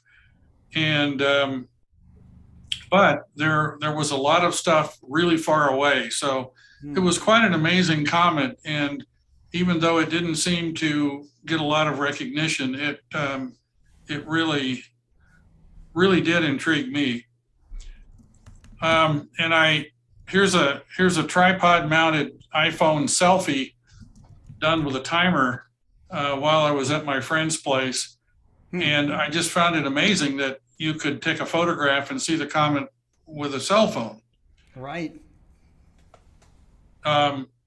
And I tried to get some, you know, comet only kind of shots. And here was one of the better ones I got. There's quite a lot of color here in the ion tail. And I don't know how well it shows over Zoom. And so as an evening object, just before it disappeared on, this was July the 16th, I had only one opportunity because my wife was having hip surgery. And I had one night to go out, and there's a place in the desert managed by the Bureau of Land Management that's northwest of Albuquerque, about 30 miles or so. And it's called the White Ridge Bike Trails in the BLM system.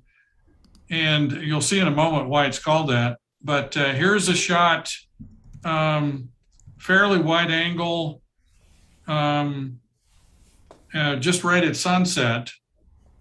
And then later, and all these clouds kind of added to the picture. You always say that when there's clouds, you know, well, it's a feature.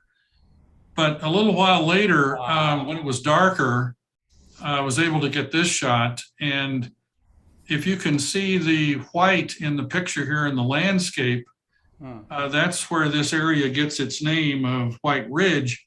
This is actually gypsum. And so this area used to be a sea. And, you know, this is, I guess it's calcium sulfate, hydrated calcium sulfate. So, you know, geologists tell us that this used to be an ocean. And in fact, just west of here was the largest dinosaur ever found, the longest dinosaur ever found, and his name is Seismosaurus. So, you know, I'm out there in the desert and I'm thinking,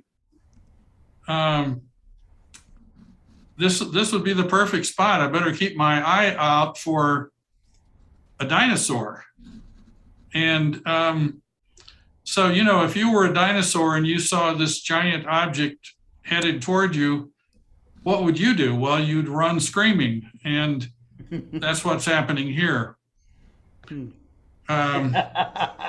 So this is supposed to be a joke, folks. But at any rate, this is the perfect landscape for dinosaurs, and we'll talk a little bit more about that shortly, or at least about this era in terms of you know, the age of the Earth and stuff.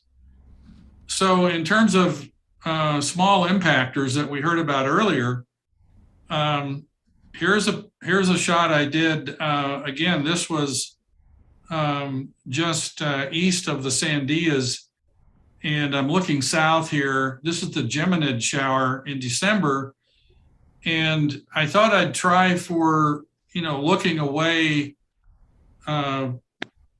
from the nodal point of the meteors, and when you do that and look near the horizon, they're all parallel.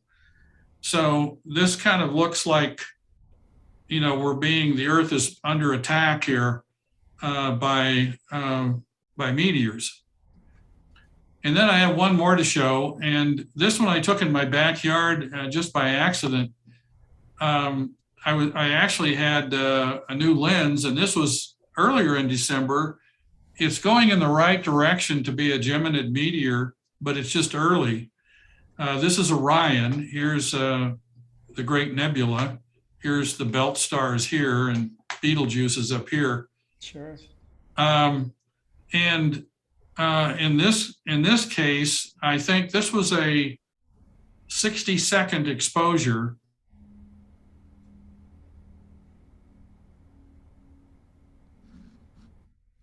Oh, we lost him. Well, did you lose me? You're back. You're back now. Okay. Yeah. I don't know what happened. So what you see is the winds at high altitude causing this sort of vortex with the stuff being blown off. And so did my screen stop sharing? Yes, everything stopped. Oh dear. That's okay. I don't know what's happened. Let's see. It's called the internet.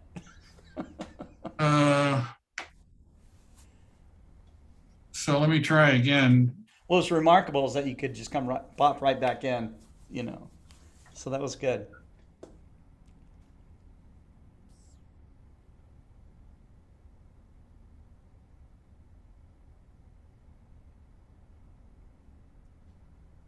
I'm not sure what's going on. That last shot, Bob, what size lens did you use for that? What's that now? What size lens did you use? Yeah, this was a 100 and this shot of the meteor. Mm-hmm. Let's see, I'm not sure why I can't. Oh boy. Share again? I've tried. Let's see. It's coming. There you go. Okay, is it back? It's back. Okay, so this was a 105 millimeter f1.4 Sigma art lens. Wow. Okay.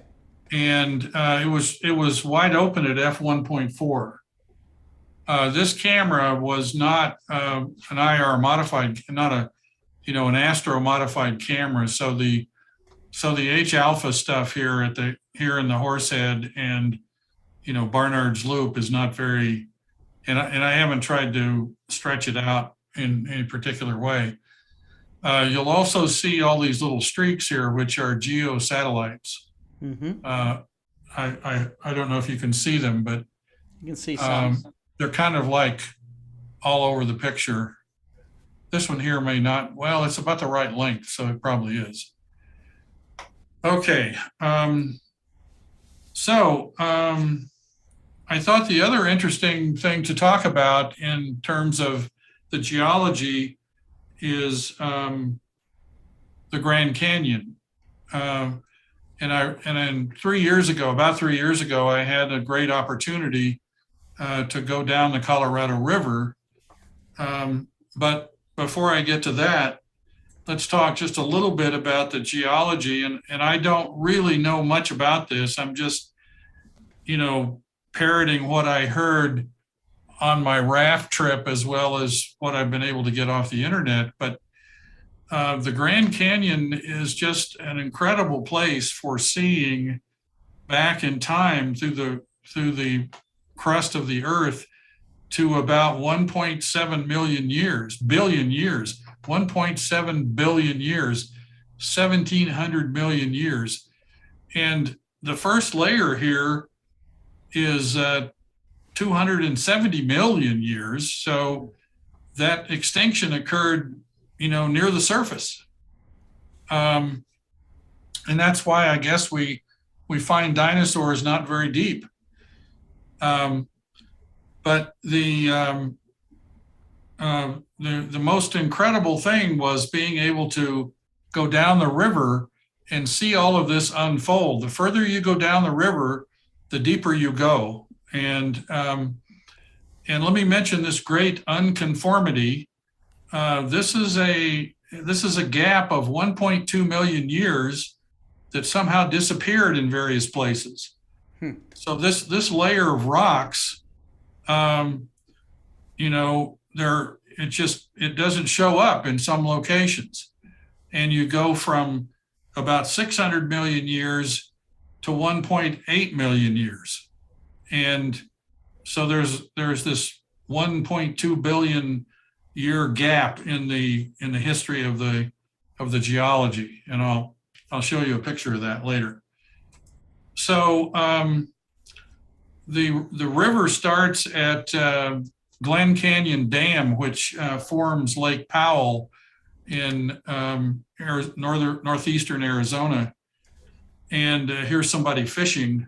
And just below the dam, the canyon looks like this.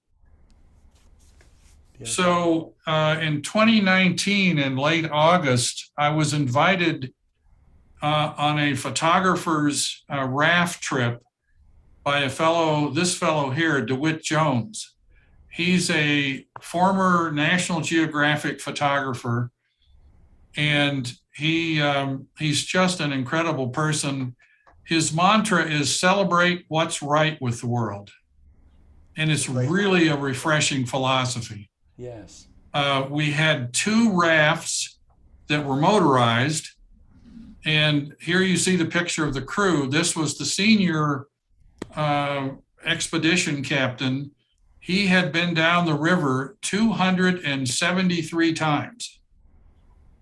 And this is a new pilot, a young lady who was extremely good. And these are the other 2 crew members. And here's DeWitt shaking hands with the new captain. But these 4 people cooked 3 meals a day for us. We had lots of room because each of these rafts was designed to hold 16 people, and there were only 16 of us all together. So we had 2 giant rafts with lots of room for equipment. And if you've never done this trip, put it on your bucket list, because it's just absolutely life-changing. The light in the canyon is just awesome. Yeah. And so this is in the upper part of the canyon where we get into that first stage of rocks that are about 600 million years old. And we spent a lot of time just drifting, motors turned off, just having the current carry us along, listening to the canyon wrens. I mean, the silence was just awesome. So here's an example of those rocks that are the underlying oldest rocks. These rocks are 1.8 billion years old. It's just, so here are some more examples here. We're now near the end of the trip, about 120 miles down the river. I tried to not take any pictures without the river in it, because the river is really what the Grand Canyon is all about. So here is a slot canyon, and we took a lot of side trips. Here's a slot canyon, and this is one of the places where the great unconformity appears. You can get an idea of the scale if you notice the person walking here. And there's giant boulders in this canyon that get moved by water rushing through it. So it's not a place you want to be when there's a thunderstorm. And on the left here, you begin to see the vestiges of the great unconformity. And here's a closer up view of it. So the rocks that are in a horizontal layer are the young rocks, and the rocks that are in a vertical layer are the old ones. Now, you wouldn't know this by looking at it, but the geologists know how to do this sort of thing, and they tell us about that. So here I've tried to put some graphics on this to show you that this line of demarcation between these rocks and these rocks is what they call the great unconformity. I would call it a discontinuity, being a physicist and a mathematician, but that's what they call it. An added bonus on this trip was this young lady got to go. Her name is Tayana, and a couple that was on the trip of two photographers were able to get her on the trip because one of the persons had to cancel. And she grew up in the inner city of Detroit. And it's a heartbreaking story, which I won't go into, but they got her on this trip. This was the first time she had been out of Detroit. And first time she'd been on an airplane, of course. She was just enthralled by this trip. And there's lots of good news about her future, but I thought it quite interesting that she really thought this unconformity was an amazing thing, and she put her hand across it. So in my remaining few minutes, I want to show you some photography at night. I did not get much sleep on this trip. It was 8 days, 7 nights, and I was up most of the nights, and of course, all during the day, trying to, survive not drowning in the rapids and so forth. But the light in this setting is just absolutely awesome. Here's a couple of shots at twilight. You can see kind of the blue sky. There was a partial moon on some of the nights, so I have both, with and without moons. This shot was made in morning twilight. The sun was going to come up behind me. It was still probably civil twilight. And I'm laying there in my sleeping bag looking at this wall of rocks with the stars above it. And it just kept getting more and more awesome. And finally, I got up and tried to take a picture. But, the visual immersion was just absolutely incredible. In the middle of the night, it looked more like this when the moon was out. So, and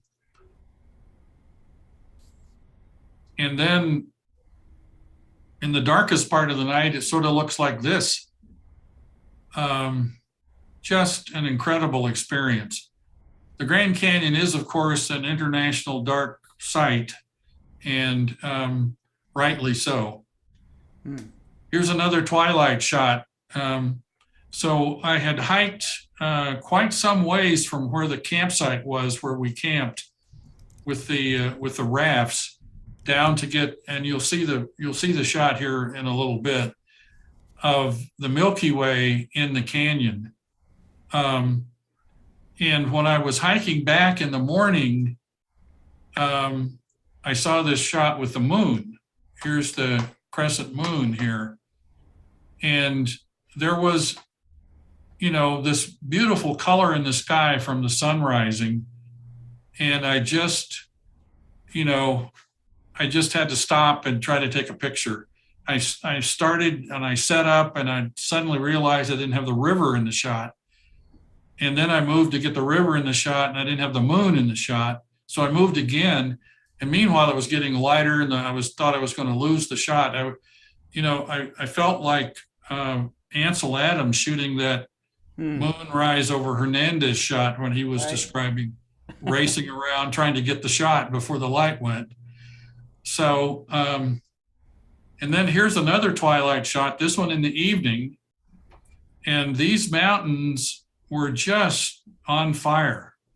I mean, the sun is way off to the right here and lighting up those mountains. And so I couldn't resist making a composite like this. When it got dark enough to see the Milky Way, this is kind of what showed up.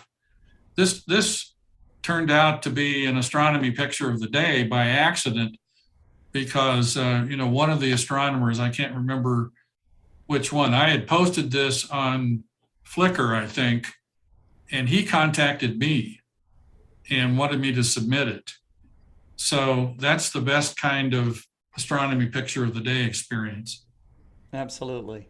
So here's another, we camped at night, and this is actually Tayana's tent, the young lady from Detroit. And when she first started at night, she was kind of afraid, and so she kept her light on all night. And but I really kind of cherished this picture. And she spent quite a few nights up with me seeing the night sky for the first time. And when I pointed out Andromeda that she could see with her naked eye, she just couldn't believe it.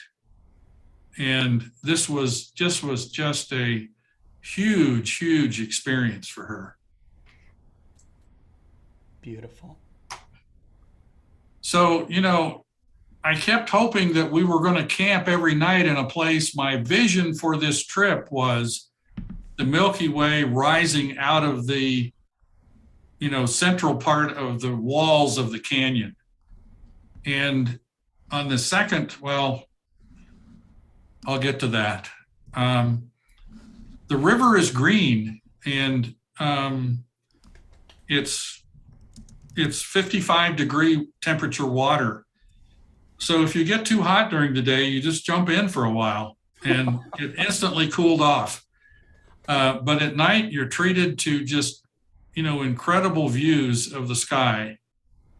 And here's Cassiopeia. Here's Andromeda, actually, right here. Yeah. And then when the moon comes out, you see more of the landscape.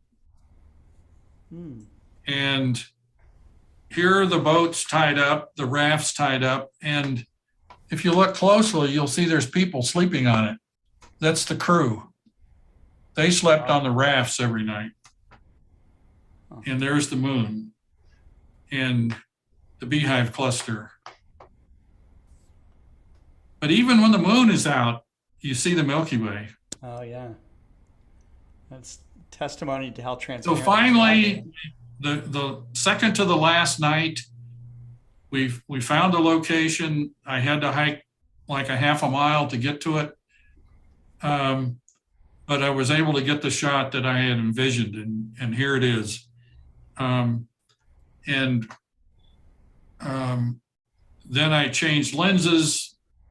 The Milky Way had rotated. This is 40 millimeters instead of 14, and just absolutely mind-blowing. Yes. So that's what I had to offer. That's people are, I guess the only term we can really use is mind blown. It is those are amazing landscape shots with the Milky Way. And, you know, I'm always someone that's very in tune to composition in photography, and your mention of Ansel Adams really it rings true with me as well. So, as somewhat of a student of Ansel's, he would have really enjoyed your photography. Wow. I know he would have. Thank you so much. I appreciate that. Absolutely. Bob, thank you so much for coming on, and thank you for having me. Absolutely. Absolutely. It's our honor. Thank you. Okay. So up next is Maxi Falaris. Maxi has been on many global star parties, so many now that I don't even know how many it is. But I would say he's now become a definitely an ambassador of Global Star Party, and he is an amazing astrophotographer in his own right. Lives down in Argentina and shows people how they can make images with all kinds of different equipment, including like a modified cell phone. So, Maxi, what's happening tonight? Hello, Scott. Good night, everyone. Thank you for inviting me again.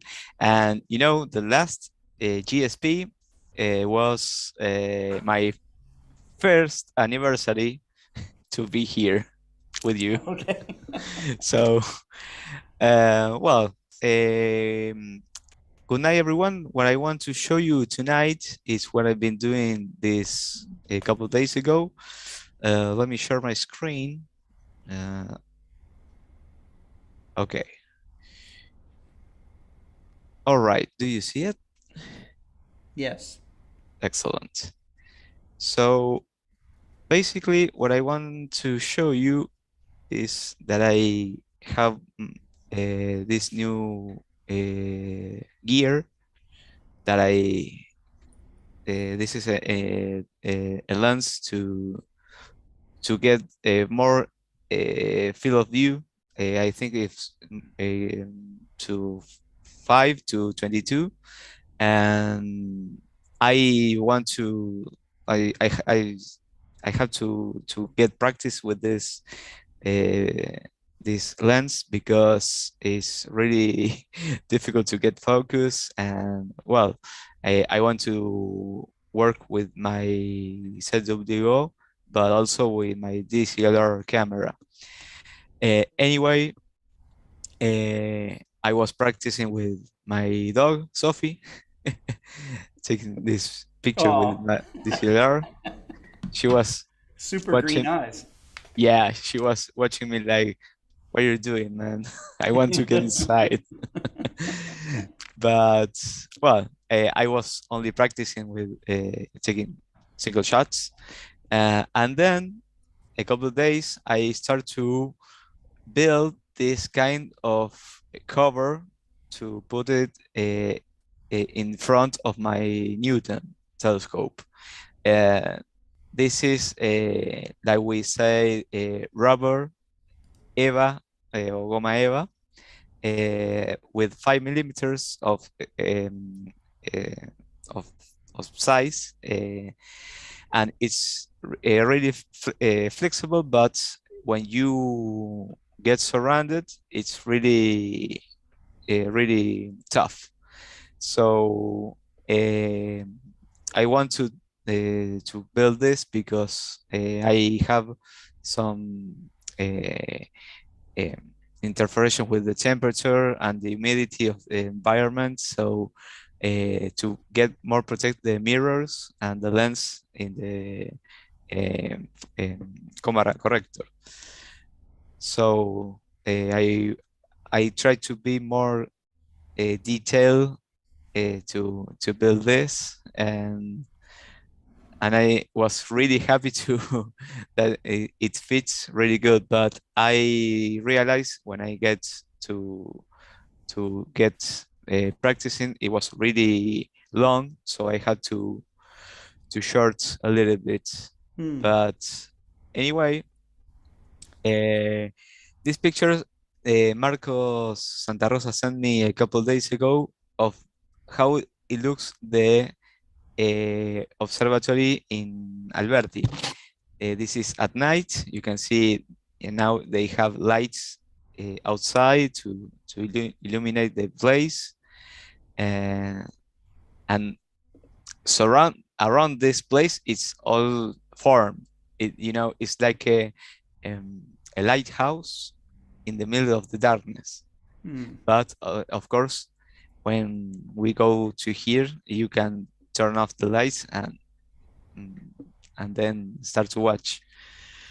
This is the backyard. You can see they have LED light, but it doesn't interference. You can see it's pretty dark when you watch the outside. And well, you can see they put air conditioner with cold and hot air because for get a warm area. We put this heater water. I think this electrical. Also, we have the bathroom, the toilet, and the bidet. We use here in the south the bidet. I don't know if you know what it is.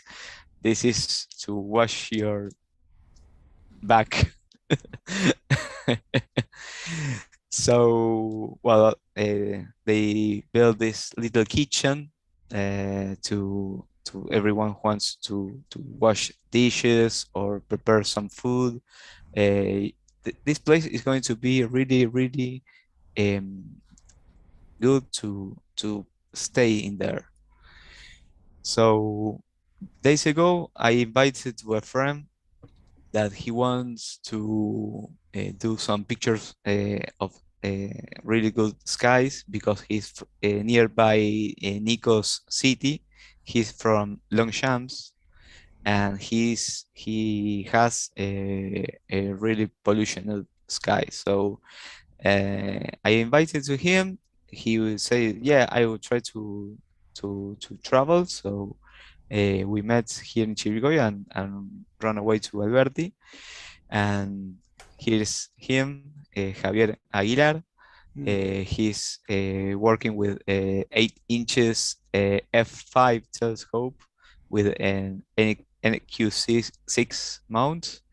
And here's mine with my with the cover that I built, and my car and his car illuminate. And here you can see the backyard of the observatory, and you can see the lights. It doesn't, of course, it reflects the wall, but it doesn't bother too much to you to be here because it's only reflections, not getting to you right. So this is the next morning that I was taking pictures to see how it looks like. It's in almost even past a year, it changed really a lot. And I told Marcos to remember that. Of course, they built this fence to protect the area. You can see behind this fence is the crops farm that they turn away, and beyond that is the farm of the man who helps Nico to get out the road the last time. And here's us when we finally finish our day and returns. This was the Sunday guys. almost. Yeah, he was really happy because he loved to see the skies, and he wants to try his equipments in this place. And of course he have to work with his objects. And well, here's a picture that I did with that lens that I show you and my DSLR, but in in a single mount that I work. We can see here is Karim Nebula. I had a really bad problem with the focus. My battery died really quickly. It was like a It test. looks good. But yeah, it's a single shot of, I think, 3 minutes. Yeah, it looks great. And I really love the field of view. You can see here, this place is what I had in my back, here in my background. It's the same area. And this is another one. This was in 5 minutes, but I was struggled with the focus, and I had to get practice because my DSLR, it doesn't have live view, so I had to do it trying to watch it with my neck in 90 degrees. And now it's almost impossible. And practicing only. Here's the raw focus region. I want to try to see the field of view, and I really loved it because I start to have the reflections of the stars behind the darkness nebula. Also here with Antares star, M4, no M or M22, no M4 is this place, and of course these are the glow of the camera. And well, what I want to present and what I was doing, taking pictures in almost all night when we went to Alberti, it was the Galaxy M83.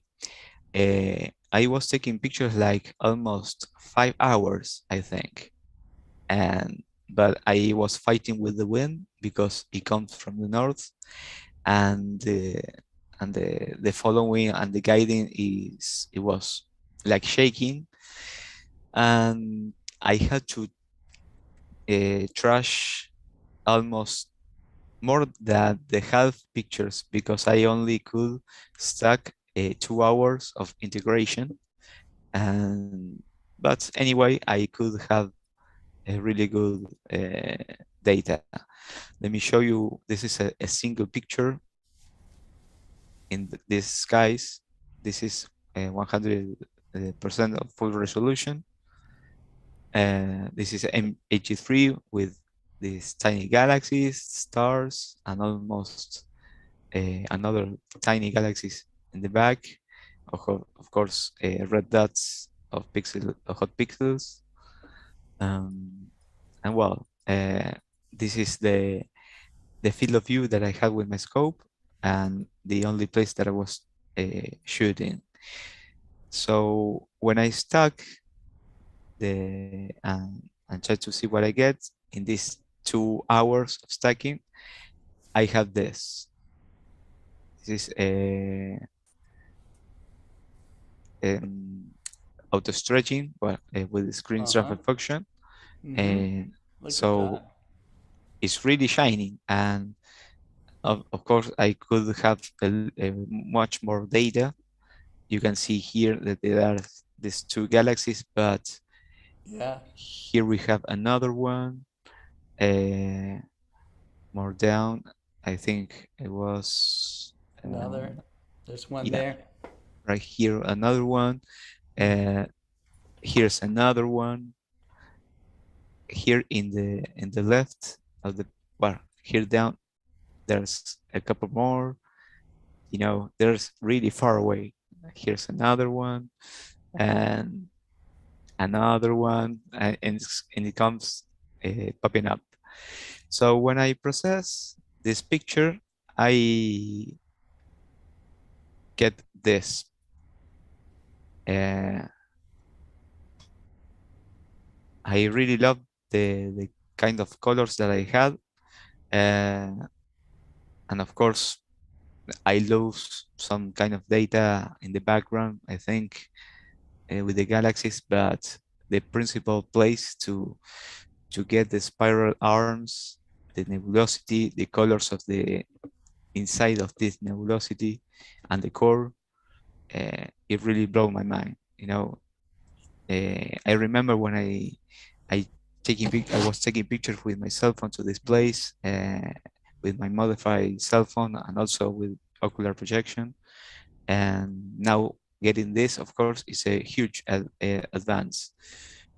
But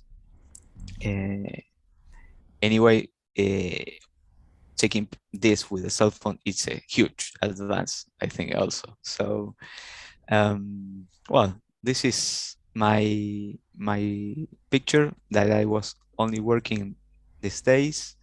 I want to try to get again to Alberti soon. Now I have the total lunar eclipse here. I think we will have not too very good weather. It's going to be really cold.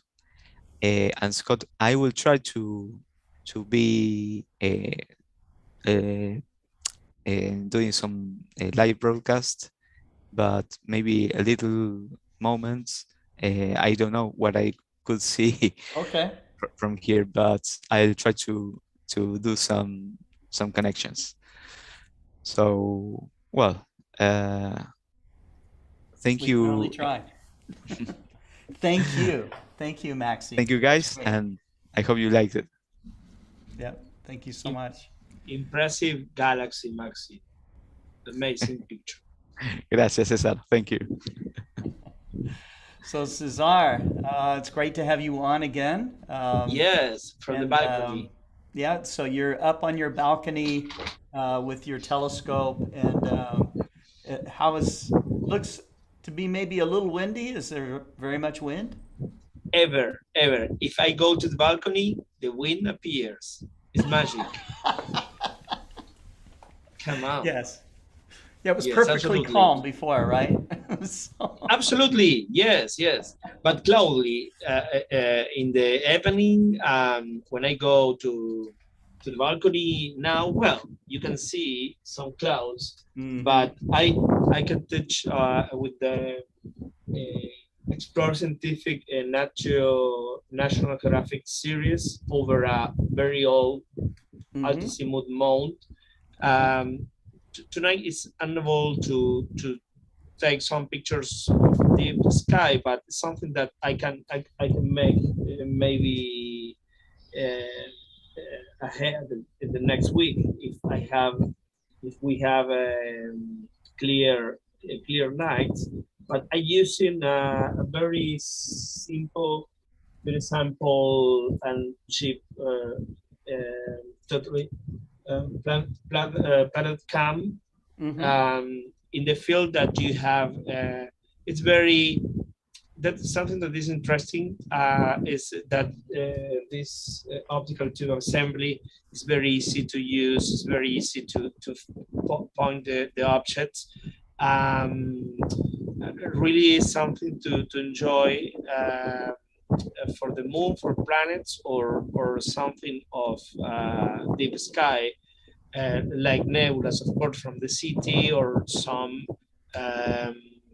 globular or open clusters.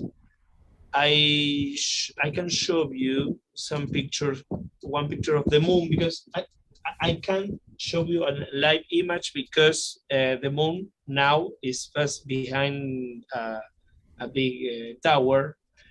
But okay. Yes. Yeah, no 15 problem. 15 minutes ago, I can took some pictures.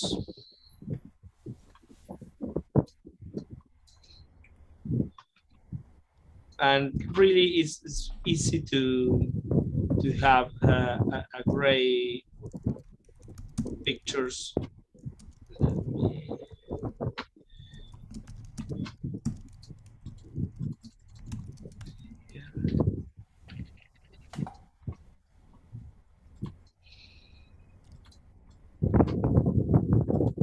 With nice. Some details. Yes.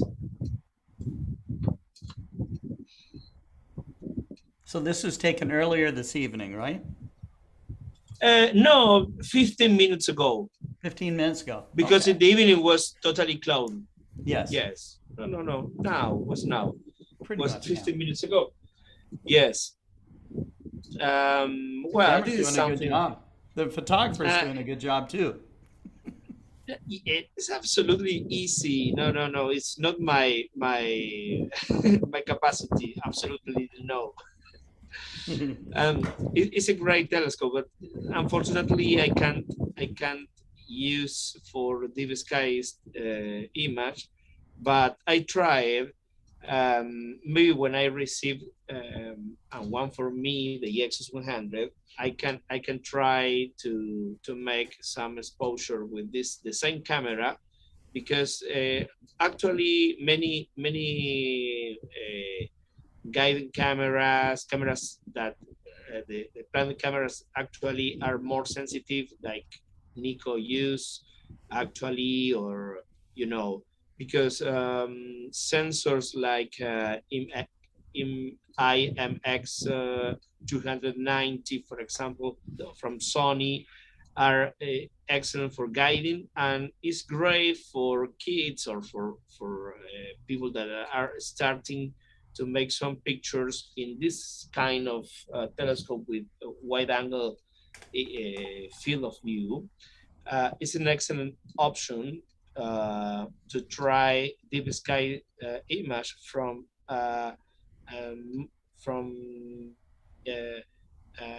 mounts that are smaller. In this, actually, I tried this because but it's not great. It's only for make a 5 or 10 seconds of in each exposure.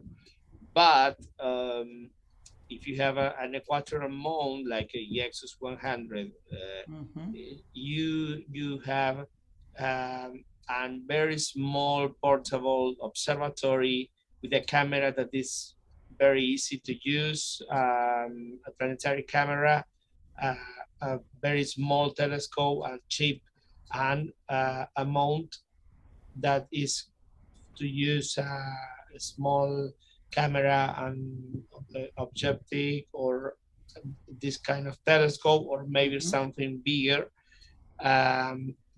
Work really to have a lot of fun because you have in a small package. Yeah, so really portable. Don't have to spend a lot of money, right? Absolutely. And maybe for next week, I can show you some try with maybe open clusters or something easy, because this kind of mount, it's no more that 5 seconds or 10 seconds maybe, but like the system have a very fast razor, focal razor, where you have maybe 4.30, I think that is 4.4, no more short. This is great for this kind of sensors, where you have an optics that is very fast to make pictures, where you have in few seconds some image, and you can get fun with a very, very small telescope. Great. Well, this is my presentation. It's very small, yeah, good. very short. But this is the first time in the year from the balcony, Wonderful. So what's ahead? What's ahead for you, Cesar? You're working still on the restoration of the historic observatory complex. Is that right? Yes. Of course, I work every day. My office, Optica Saraco, yes. Of course. But when we are receiving the starting the order from the mayor of the city of San Miguel to start to work in optics, and more optics, because we need to move the size refractor to another part of the complex. We receive a donation of Newtonian 14 inches. Oh, wow. Very old telescope. We have a great material to work. I cleaned some optics and prepare some materials for put new cameras, you know. But we are awaiting new order from the government to start to restore more quickly the instruments. But the great news is that Santiago Mayese is working finally like as director of the complex of the Observatorio San Miguel. They are working in restoration first of the building, because we need the building safe, really the constructions, because the size of the things is huge, and we need to have a safe places. It needs to be safe. Yes, first of all, safe, absolutely. Safe, because you have a very old constructions that are great, but first of all, they are cleaning. Workers from the government of San Miguel are coming all day to remove, you know, plants or trees, broken trees, cut the grass, clean the grass, clean the buildings, because it's an amount incredible of years and years of total abandon, and really it's going to be clean. First of all, we have fortunately we have the Gustav Hayden telescope working with a system of clock that are working very, very well. Great. The optics are okay. I cleaned these optics, and I machined adapters for reflex camera. Of course, that I machined it all in bronze, and you know the color of the bronze is perfect. I don't made nothing in aluminium, anodized aluminium in black. No, all is in bronze, very polished, and yes, I love to make this. And of course that I donate this because it's actually that we are using for cameras and eyepieces. But we are going to restore the Newtonian reflector of 14 inches. We are choosing more, we have an H alpha telescope of, I think that is 90 millimeters. Yes, 90 millimeters. That it's have a huge mount. I don't know if I have pictures, because maybe in my another computer, but I have a lot of pictures. But I can make a new presentation. Yeah. We can do that next time. For next time, yes, because it's something that I really enjoy a lot. And I work in a lot of projects. Actually, we are searching a new store to because beside the e-commerce, we love receive the people in our stores. We are searching a new store in the downtown of the city. Maybe I can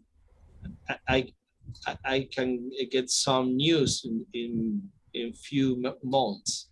Okay. Because we're thinking in open another store, but with more not only ophthalmologic optics, if not a huge part, maybe the middle or maybe a main sector for a showroom for telescopes. Nice. Yes, this is something that we are thinking. We are near to have 30 years in the business of telescopes. Oh wow, that's great. This year in August, yes. That's great. Maybe we are making a party. Yes. Opening a new store, small store, no so big, but maybe there's not so many. Yes. There's not so many showrooms for telescopes around left in the world. No, absolutely. So we have it's the nice first to walk one. in and see telescopes on display. We had the first one in South America in 1992. We was the first one because people from Brazil, from Peru, Colombia, Chile told me, no, I never seen that. The second one, yes, the second one was in Chile. Well, actually, in Brazil, of course, but I remember that we have was a time in the 90s where we was really a singular thing to have a big showroom, and we are great to have one for in a specialized store again. That's wonderful. That's wonderful. When you get to your 30th anniversary, you'll have to make a short presentation just about that, because I think that's great. Yes. We'd love to share that on Global Star Party. Thank you. Yes, absolutely. Absolutely. In August. Yes. Yeah. All right. Okay. Well, Cesar, thank you so much. Thank you, Scott. Thank was you a for pleasure. coming on. It's a pleasure with friends share this. Yes. A call night from of course that you can come with me in Sunday if all is okay. I can make a live image for the eclipse from the rooftop. Oh, that would be great. That would be great. Yeah, yes. So I prepare a bigger telescope for that night. Yes. Okay. All right. So we'll definitely have you on. Maybe Maxie can also get it. And anyone else listening that wants to join in on this eclipse night, which will be Sunday night going into Monday morning. But that's okay. We'll stay up and do it. It's going to be a long eclipse and a deep eclipse, and it should be beautiful. Yes, and it's nice I don't know how clouds will we have in the month Sunday and Monday part of the night, but because the weather is going to talk about clouds, but maybe you never know. Yes, I'm sure about the wind, not the clouds. Okay. All right, Cesar, thank you so much. Thank you. Pleasure. And I want to definitely thank all of our presenters that were on the 93rd Global Star Party. We started off Global Star Party with some thanks and introductions about David Levy. Joining me was Mike Weasner. We had Adrian with us. We had, who else? John Goss, Gary Palmer, and later on in the show we had Daniel Barth talking about asteroids and the building blocks of life. Professor Karim Jaffer, he was showing us the recap of the Astrofest festival that they had with the RASC.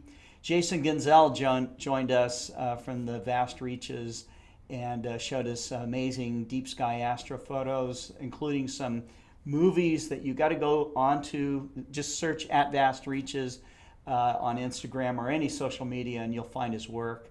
Really brilliant stuff. We took a short break.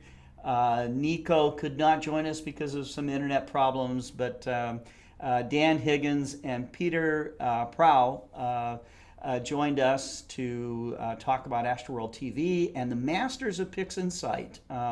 So that's something you're going to want to check out if you're an aspiring astrophotography or an accomplished astrophotographer. You can always push the limits with PixInsight. Marcelo Souza joined us from Brazil. showing us all the outreach activities that they're doing down there. And, he's very excited also about the lunar eclipse and hopes to join us on Sunday night as we do our live presentation. Bob Fugate joined us again, and we're really indebted to him to show all of his amazing astrophotography. The shots that he did from the Grand Canyon were, as he said and as we all said, mind-blowing. Just really beautiful stuff. Stuff that certainly, if it was printed and hanging on your wall, you would be in awe of it every day. Cesar Brello, who joined us from his windy rooftop, but always comes back with at least something to show us, and this time it was a beautiful moon image. Cesar hopes to also join us for the lunar eclipse this weekend. So we really appreciate all of our audience watching from around the world. If we can be of any assistance to you, or if you have any questions or suggestions for our programs, including Global Star Party, please let me know.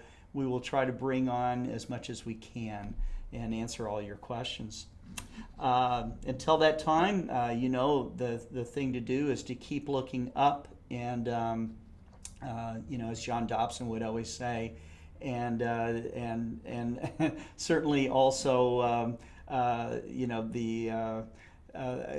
man that called himself the Stargazer. So until we meet again, which will be tomorrow, if you're tuning in with us, we'll have our 4 o'clock presentation. We are already plotting out and planning out the 94th Global Star Party, which will include Goddard Space Flight Center's Caitlin Ahrens. She'll be on. She's already committed for that. And we hope to have some other special guests on that I think you'll really enjoy. I